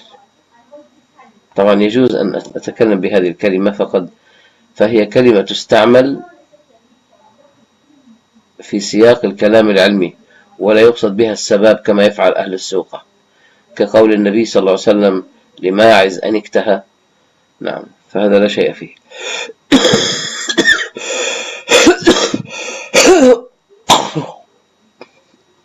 نعم، أتفضل أجب على السؤال للمرة الأخيرة.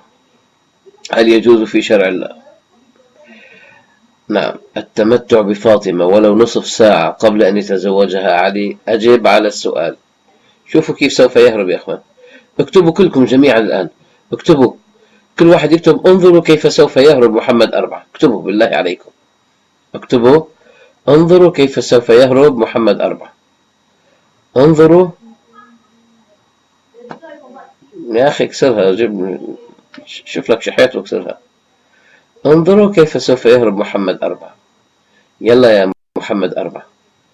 ها، هل يجوز في شرع الله التمتع بفاطمة ولو نصف ساعة قبل أن يتزوجها علي؟ تفضل الله قلت لك. يلا.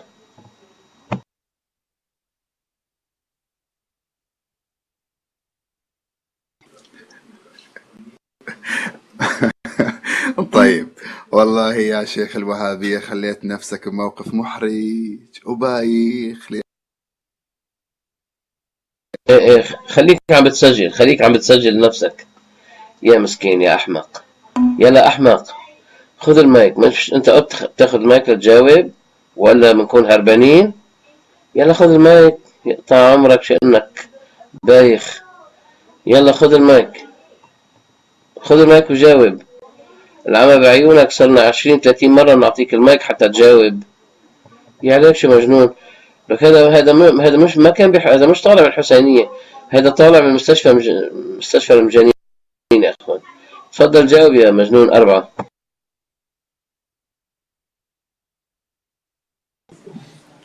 طيب ما حرج عليك الإساءة بالإساءة حتى لا تجد منفذا للفرار. يقطع عمرك، جاوب محمد أحرقك. جاوب يقطع عمرك ما أغلظك. جاوب يا أحيمق، خلصنا ريحنا وإلا نطردك. يقطع عمرك شأنك حمار أحمق. لك جاوب يقطع عمرك على هالصبح. خد جاوب يقطع عمرك. يلا خذ المايك.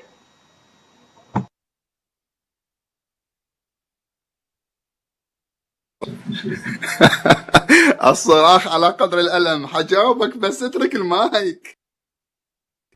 معليش، اضطررنا لغسل العمامة مرة أخرى، اسمحوا لنا نغسلها.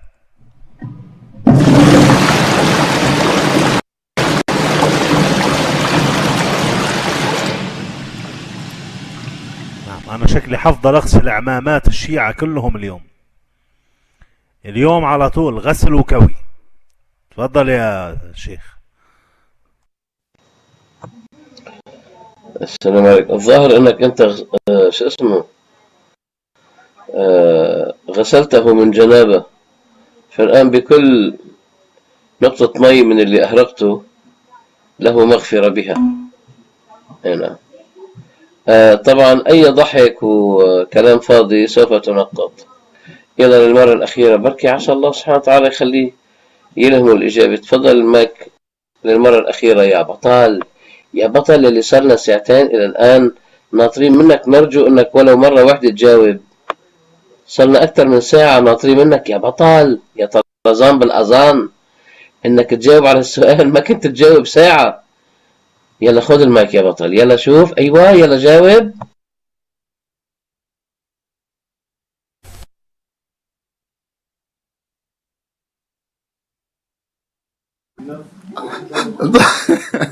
طيب اعطيني مجال اتنفس يا شيخ. ليش خايف يا اخي؟ لا تخاف يا ابن الحلال، لا تخاف، اجيبك والله اجيبك. طيب اخوان، الان سألني، شوف الان الجواب الشيعي من رجل عامل متواضع جاهل. شوف الجواب. سألني الشيخ: هل زواج المتعة ينطبق على فاطمة الزهراء قبل زواجها من علي؟ الجواب واضح. شوف اخواني الاكارم، ما يخليني اجاوب. شوف الجواب الواضح: وليكبر جميع المسلمين، جميع المسلمين وليس الوهابية. الجواب هو: كما تزعمون بأن المتعة حللت 3 أيام، فبما أنها حللت فتقع على فاطمة وتقع على أم رمان وتقع على عائشة وتقع على غيرها. هل وصلك الجواب الآن يا شيخنا الجليل؟ والله اليوم لخليك الغزالة بالهروب. أي والله.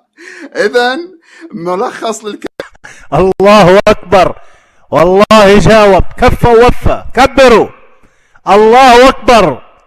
الرجل صرح قائلا بأنها تجوز أن تقع على فاطمة. كبروا.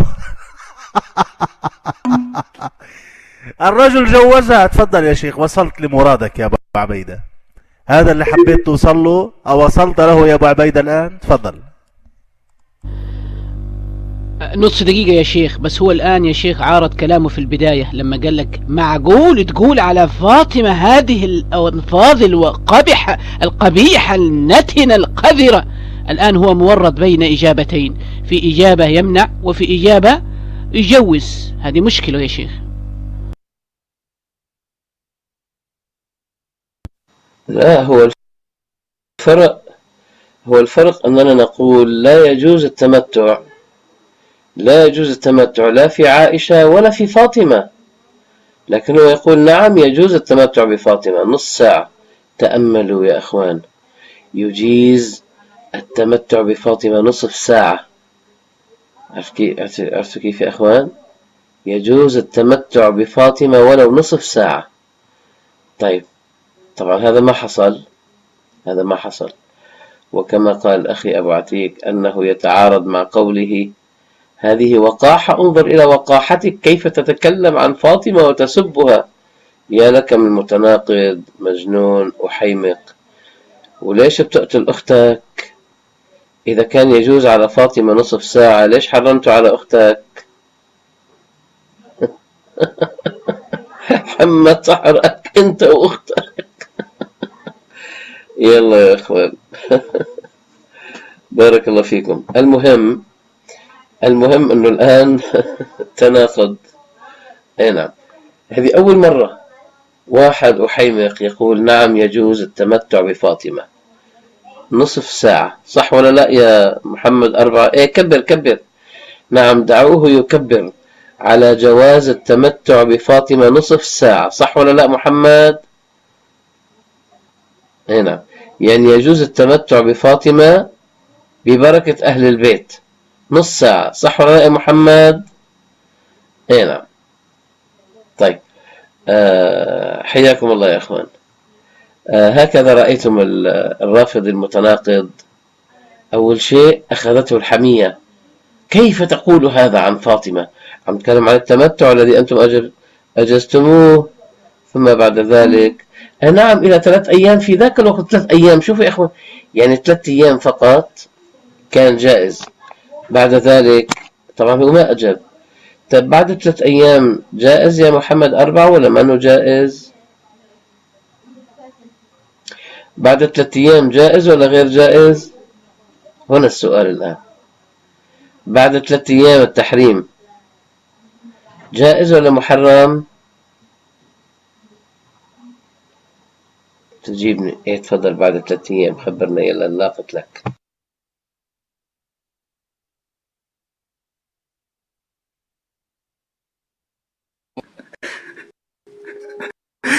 طيب اقول انتوا يعني شنو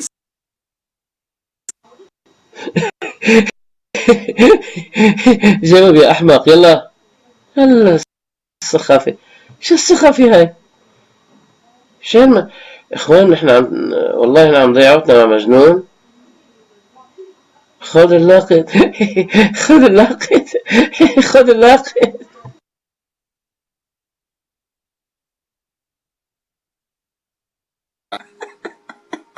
معقولة انت شيخ اسألك؟ يلا عمو يلا عمو يلا روح عند المهدي روح. يا لك من أحمق، الله المستعان. هذا بده ياخده حظ دنيوي. ماشي الحال. يلا بارك الله فيكم. إذن السؤال الذي يطرح، نعم السؤال الذي يطرح الآن يقول يجوز. عرفتوا كيف يا أخوان؟ هو يقول يجوز، لكن يأتي جعفر الصادق ويقول ما يجوز. الله أكبر. جعفر الصادق يقول لا يجوز التمتع بالمرأة من بيت الشرف. الله أكبر يا أخوان، هيدا الرجل عمل فاطمة من بيت الأرف. الرواية تقول لا يجوز التمتع بالمرأة من أهل بيت الشرف، ولكيف جوزت أن يتمتع بفاطمة نص ساعة؟ الله أكبر. الله أكبر. شفت أنك وقعت في الفخ الآن؟ خد جاوب، وإذا ضحكت حنقطك طبعا. نعم. يلا نشوف. خذ المايك بدون ما تعملي مقدمات ضحك وتضحك، يعني شأنك سخيف.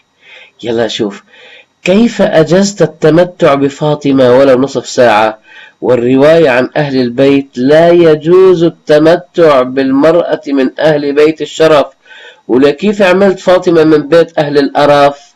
تفضل يا بعدين بنقول لك شو حنقول لك. يلا تفضل خذ اللاقط وأجب. كيف أجزت التمتع بفاطمة ولو نصف ساعة؟ وجعفر الصادق يقول لك لا يجوز التمتع بالمرأة من أهل بيت الشرف. تفضل اللاقط لك. شوف كيف ورطت نفسك الآن. يلا يا زكي خذ اللاقط.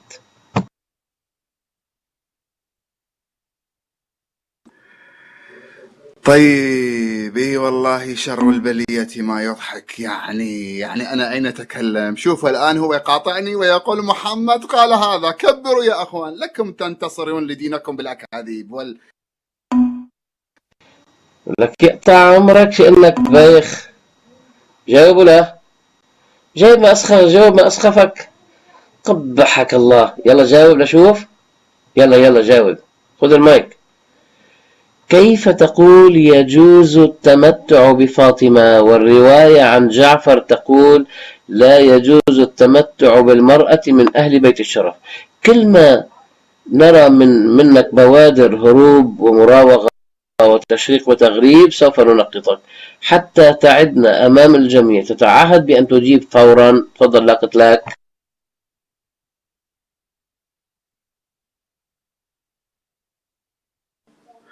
طيب الحمد لله رب العالمين على هذه نعمة الصبر. صار لي أكثر من ساعتين والله. شوف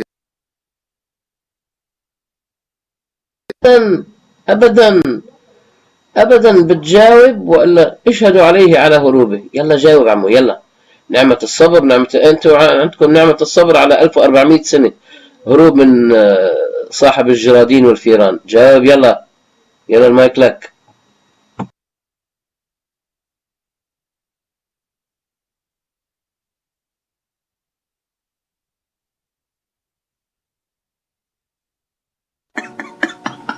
طيب بسم الله الرحمن الرحيم. الحمد لله رب العالمين. لا يزال يهرب. يلا جاوب على السؤال. كيف خالفت جعفر الصادق الذي قال لا يجوز التمتع بالمرأة من أهل بيت الشرف؟ كيف عملت فاطمة من بيت أهل الأرف؟ كيف أجزت لها ما يفعل بأهل الأرف مثل أختك؟ يلا جاوب. قبحك الله. أجب لآخر مرة.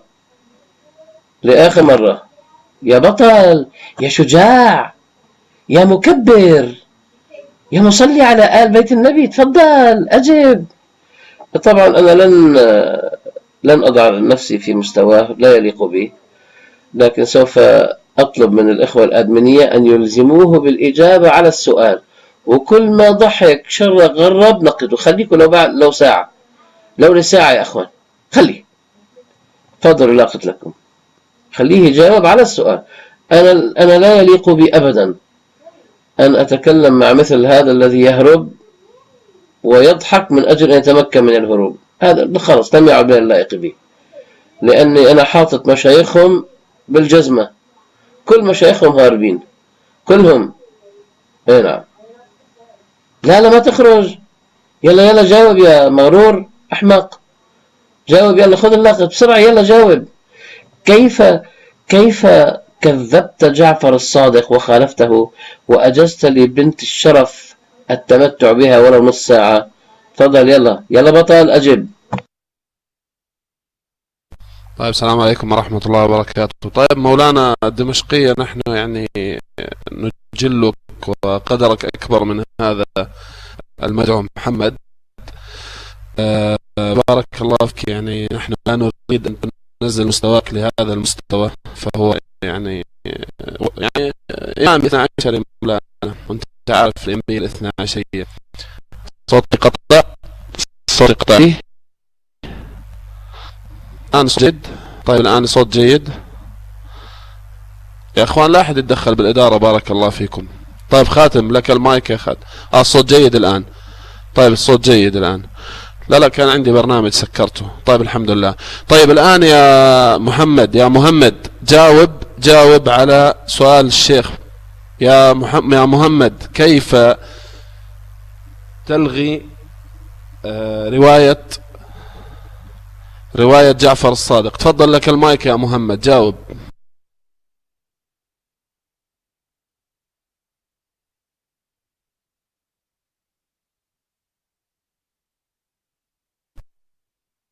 محمد خذ المايك لك، جاوب يا محمد.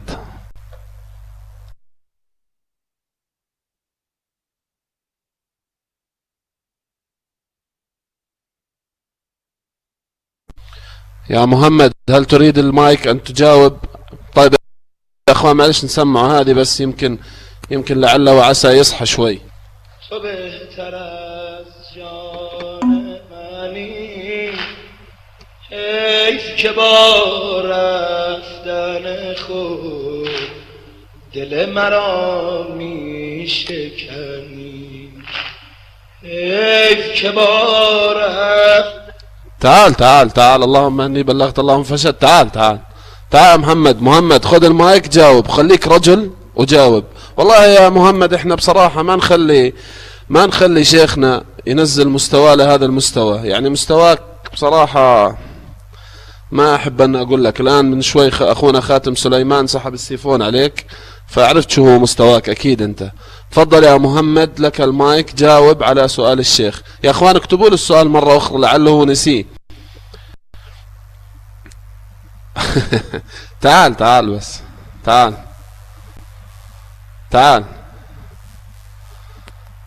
يا اخوان، ضعوا له السؤال مرة اخرى حتى يعني يقرأه.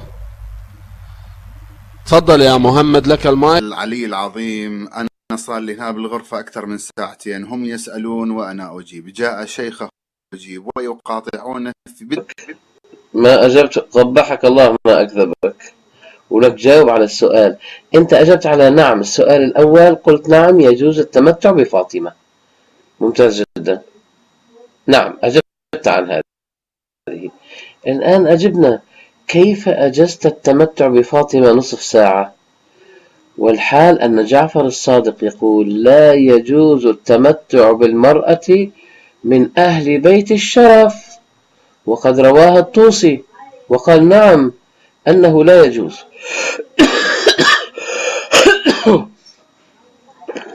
نعم الآن جاوبنا كيف أجزت التمتع أي رجل بفاطمة وهي من أهل بيت الشرف، وجعفر قال لك لا يجوز. تفضل جاوب على السؤال. لك ممنع كلامك، بس انت الفظ الكلام بعدين بنشوف اذا بنفهمه ولا ما بنفهمه، بس اجب على السؤال. كيف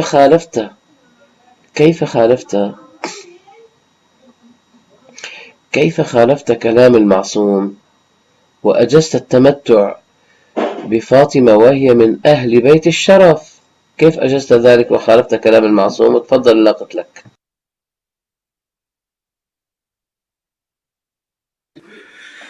طيب بسم الله الرحمن الرحيم. شوفوا اخوان، كم مرة سأل السؤال ما ينطي وقت، لا والله ما ينطي. يا ولد ما كلامك لا يوجه للإخوان، كلمني أنا وياك الآن، ما تعملي شوفوا يا إخوان. أجيب على سؤالي، يلا شوف لآخر مرة، هذه آخر مرة، أقسم بالله أنك إذا ما أجبت سوف تطرد،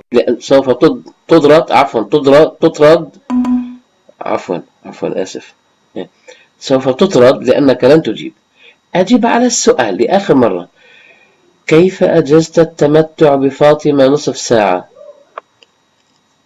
وقد قال المعصوم الذي خالفته، قال لا يجوز التمتع بالمرأة من أهل بيت الشرف. اتفضل اللي قلت لك، كلامك معي أنا، مش شوفوا يا أخوان، كلامك معي أنا يا هراب. شفت الهراب كيف بيقول شوفوا يا أخوان؟ يلا شوف جاوبني، تفضل لا قلت لك، وإلا شوفوا يا أخوان إذا ما أجاب تردوه، خلاص شو بدنا نضيع الوقت عليه. يلا خذ اللاقط أو نقطوه، عفوا لا تطردوه، خلوه منقط. يلا يا شيخ نص دقيقة، احنا مانا اخوانه، هو يقول يا اخواني، هذا الرجال ابن متعة، مانا اخوان احنا. شو بيقول يا اخواني؟ بيحكي مع من؟ هو في غرفة سنية. وليه جاوب؟ وليه رفعت لنا ضغطنا يخرب بيتك؟ جاوب.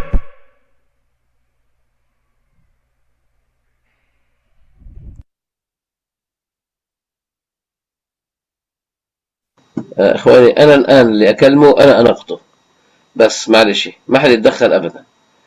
بدنا نخلص منه. يلا شوف، يلا يا محمد 4، جاوب على السؤال. كيف يا بطل يا بطل يا بطل يا من تكبر؟ يلا شوف لآخر مرة، وإلا والله لن تعطى المايك. إذا متى تهرب وتدعي هذا، يعني هذا لا يمكن أن نقبله. بتهرب وبتقول تهربوا مني، لك يا عيب الشوم عليك، لك يا عيب الشوم عليك شأنك مراوغ وبتعرف نفسك أنك على باطل وأنك جبان. ولك أنا من أعجب الناس عندي واحد جبان وبيقول أنا البطل وأنتوا الجبنة. يلا شوف يا بطل، جاوب على السؤال. كيف خالفت كلام المعصوم الذي نقله الطوسي في تهذيب الأحكام، هذه الرواية التي قال فيها جعفر لا يجوز التمتع بالمرأة من أهل بيت الشرف؟ كيف أجزت التمتع نصف ساعة في فاطمة وهي من بيت الشرف؟ كيف أجزت ذلك؟ لماذا؟ اتفضل اللاقط لك.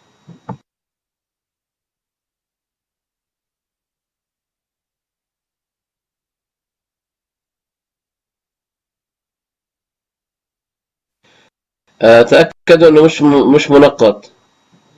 اتفضل أجب على السؤال يلا.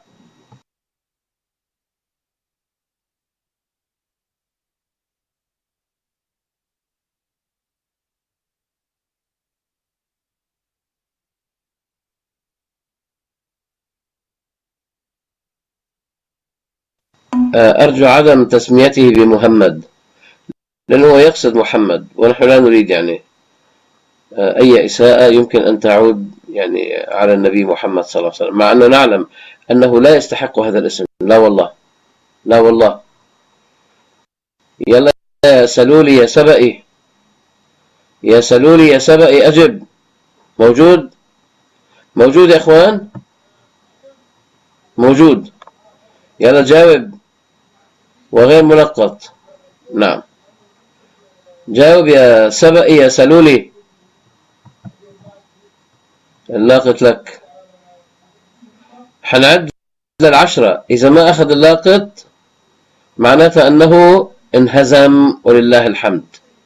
لكن إذا أخذ اللاقط لن نسمح له لا حتى يضحك ولا يشرق ولا يغرب ولا يقول شوفوا يا إخوان. إذا أراد أن يقول بسم الله الرحمن الرحيم ويصلي على النبي وآل بيته على الرأس والعين، غير ذلك لن نسمح. نعم تفضلوا اللاقط لكم.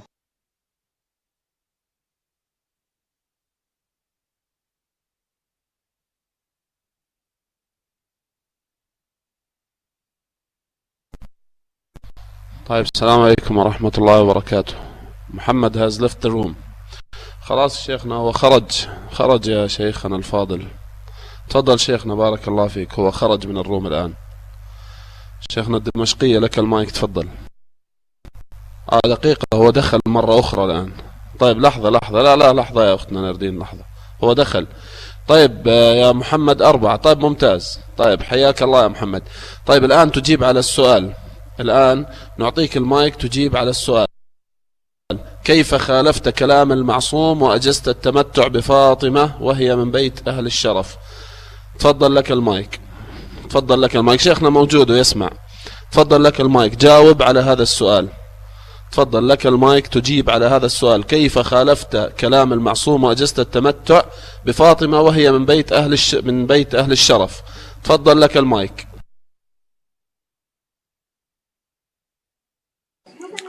طيب بسم الله الرحمن الرحيم. لكي لا تقولوا هرب، نحن أولاد علي بن أبي طالب لم نهرب أبدا ولن نهرب أبدا. على كل، أين شيخكم الدمشقي ده يسمع؟ إلا المهدي تبعك بس، إلا المهدي هذا 1400 سنة وبعدين المفروض تقتلوا فيه يعني ما تقولوا إنه حمل مهر أبناء علي. ليش المهدي مش ابن علي ولا ابن نرجس؟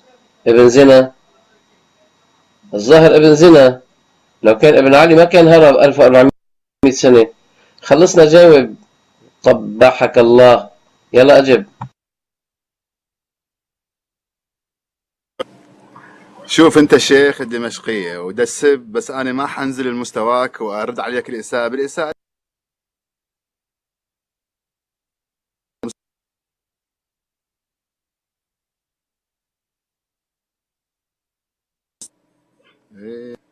خليني أجاوب على السؤال أمام الجميع الآن. الجميع يسألون. سألني سؤال: هل يقع حكم زواج المتعة على فاطمة الزهراء؟ بعدما اعترف الشيخ الدمشقية بأن زواج المتعة أحله الله سبحانه وتعالى بأمر من النبي لمدة 3 أيام، وأنا أجبته من حيث ما يعتقد به هو، لا أنا ما أعتقد. ولك جاوب السؤال واضح يا متخلف. جاوب يا رجل، أنت غبي أنت. جاوب كلام. كيف خالفت كلام المعصوم وأجزت التمتع بفاطمة؟ جاوب يا غبي، جاوب كلام واضح. ما تجاوب، لا أنت تدخل من موضوع لموضوع. طيب تفضل مولانا دمشقية، تفضل. طيب بارك الله فيك يا أخي خالد. معلش برجع بقول مرة ثانية، خليه معي أنا بنقطه، أنا وأنتم تكرما ترفعون نقطة. الله يحفظكم، جزاكم الله خيرا. نعم، لا خليه يكمل، ماشي الحال. فهمت أنتم ماذا أراد الآن؟ أراد إني أنا على مبناكم، نعم، أقول أنه كان جائزة التمتع بفاطمة لفترة 3 أيام إلى أنه صار أن يصير محرم. يعني هو الآن يرى أن هذا، يعني يرى أن في شريعة الله أنه مباح 3 أيام بس، مش أنه دائما في شرع الله مفتوح لبنات الأنبياء، لا. وهذه مراوغة، يعني مراوغة وغبا، يعني ما مرض. كيف نتعامل مع المرض؟ تفضل أجب على السؤال كما قال لك الأخ خالد للمرة الأخيرة. أرجو أن تكون الإجابة مباشرة حتى ما نقطعك، لأنك عم تشرق وتغرب. فكيف نسمح لك الآن بالإجابة أنك تأخذ المايك وأنت تشرق وتغرب؟ السؤال واضح: كيف خالفت كلام المعصوم الذي قال لا يجوز التمتع بالمرأة من أهل بيت الشرف؟ كيف خالفته وقلت نعم يجوز التمتع بفاطمة نص ساعة؟ تفضل، لا قلت لك.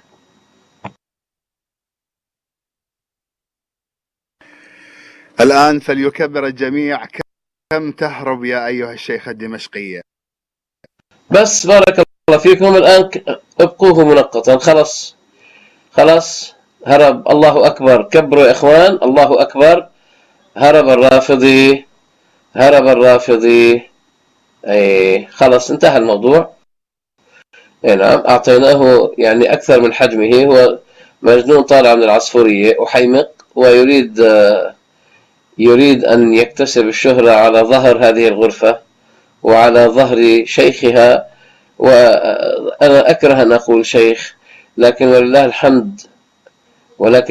الحمد إظهارا للاستعلاء الإيمانية على أهل الكفر والزندقة والمذهب السبئي. نعم، دمشقية شيخ فوق رؤوسكم وقد طحن مشايخكم، وهذا المطحون الآن والله إنه محترق ويشعر بالحرقة في قلبه، ويعلم أنه لا يستطيع أن يجيب، ويغطي الحرقة بالضحك والابتسامة وإظهار الانتصار. لا والله إن هروبه ينبئ عن ذله وعن خوفه وعن جبنه، ويقول نحن أبناء علي. ليش المهدي مش من أبناء علي يا عمو؟ خلي الهارب يكتفي بالسماع. ليش؟ ما بده يجاوب. هيك هو بده يجاوب. هو هيك هو حيط. خلاص، إذا نكتفي بأن يستمع بدون ما يتكلم. هو حيط أصلا. نعم. السؤال الآن لأي شيعي. نعم، صاحبكم محمد 4 قال نحن أبناء علي بن أبي طالب لا نهرب. السؤال: أليس المهدي ابن علي ابن أبي طالب ولا ابن روما؟ يعني منسوب لأمه. هو ابن علي. إذا كان ابن علي ليش يهرب؟ مش أنتم بتقولوا نحن أبناء علي بن أبي طالب لا نهرب؟ طيب ليش هربان؟ هون السؤال. كيف سوف تجيبون عن ذلك؟ في شيعي يجاوب على السؤال؟ هل يوجد شيعي يجيب على هذا السؤال؟ يا من تقولون نحن أبناء علي بن أبي طالب لا نهرب، طيب لماذا هرب ابن علي بن أبي طالب؟ أليس المهدي ابن علي بن أبي طالب؟ ها؟ ننتظر إن شاء الله. بارك الله فيكم. على كل حال تحية لكم إخواننا الكرام وبارك الله فيكم. ونعم سوف تعود المناظرات إن شاء الله تعالى بين الدمشقية وبين الروافض قريبا جدا إن شاء الله.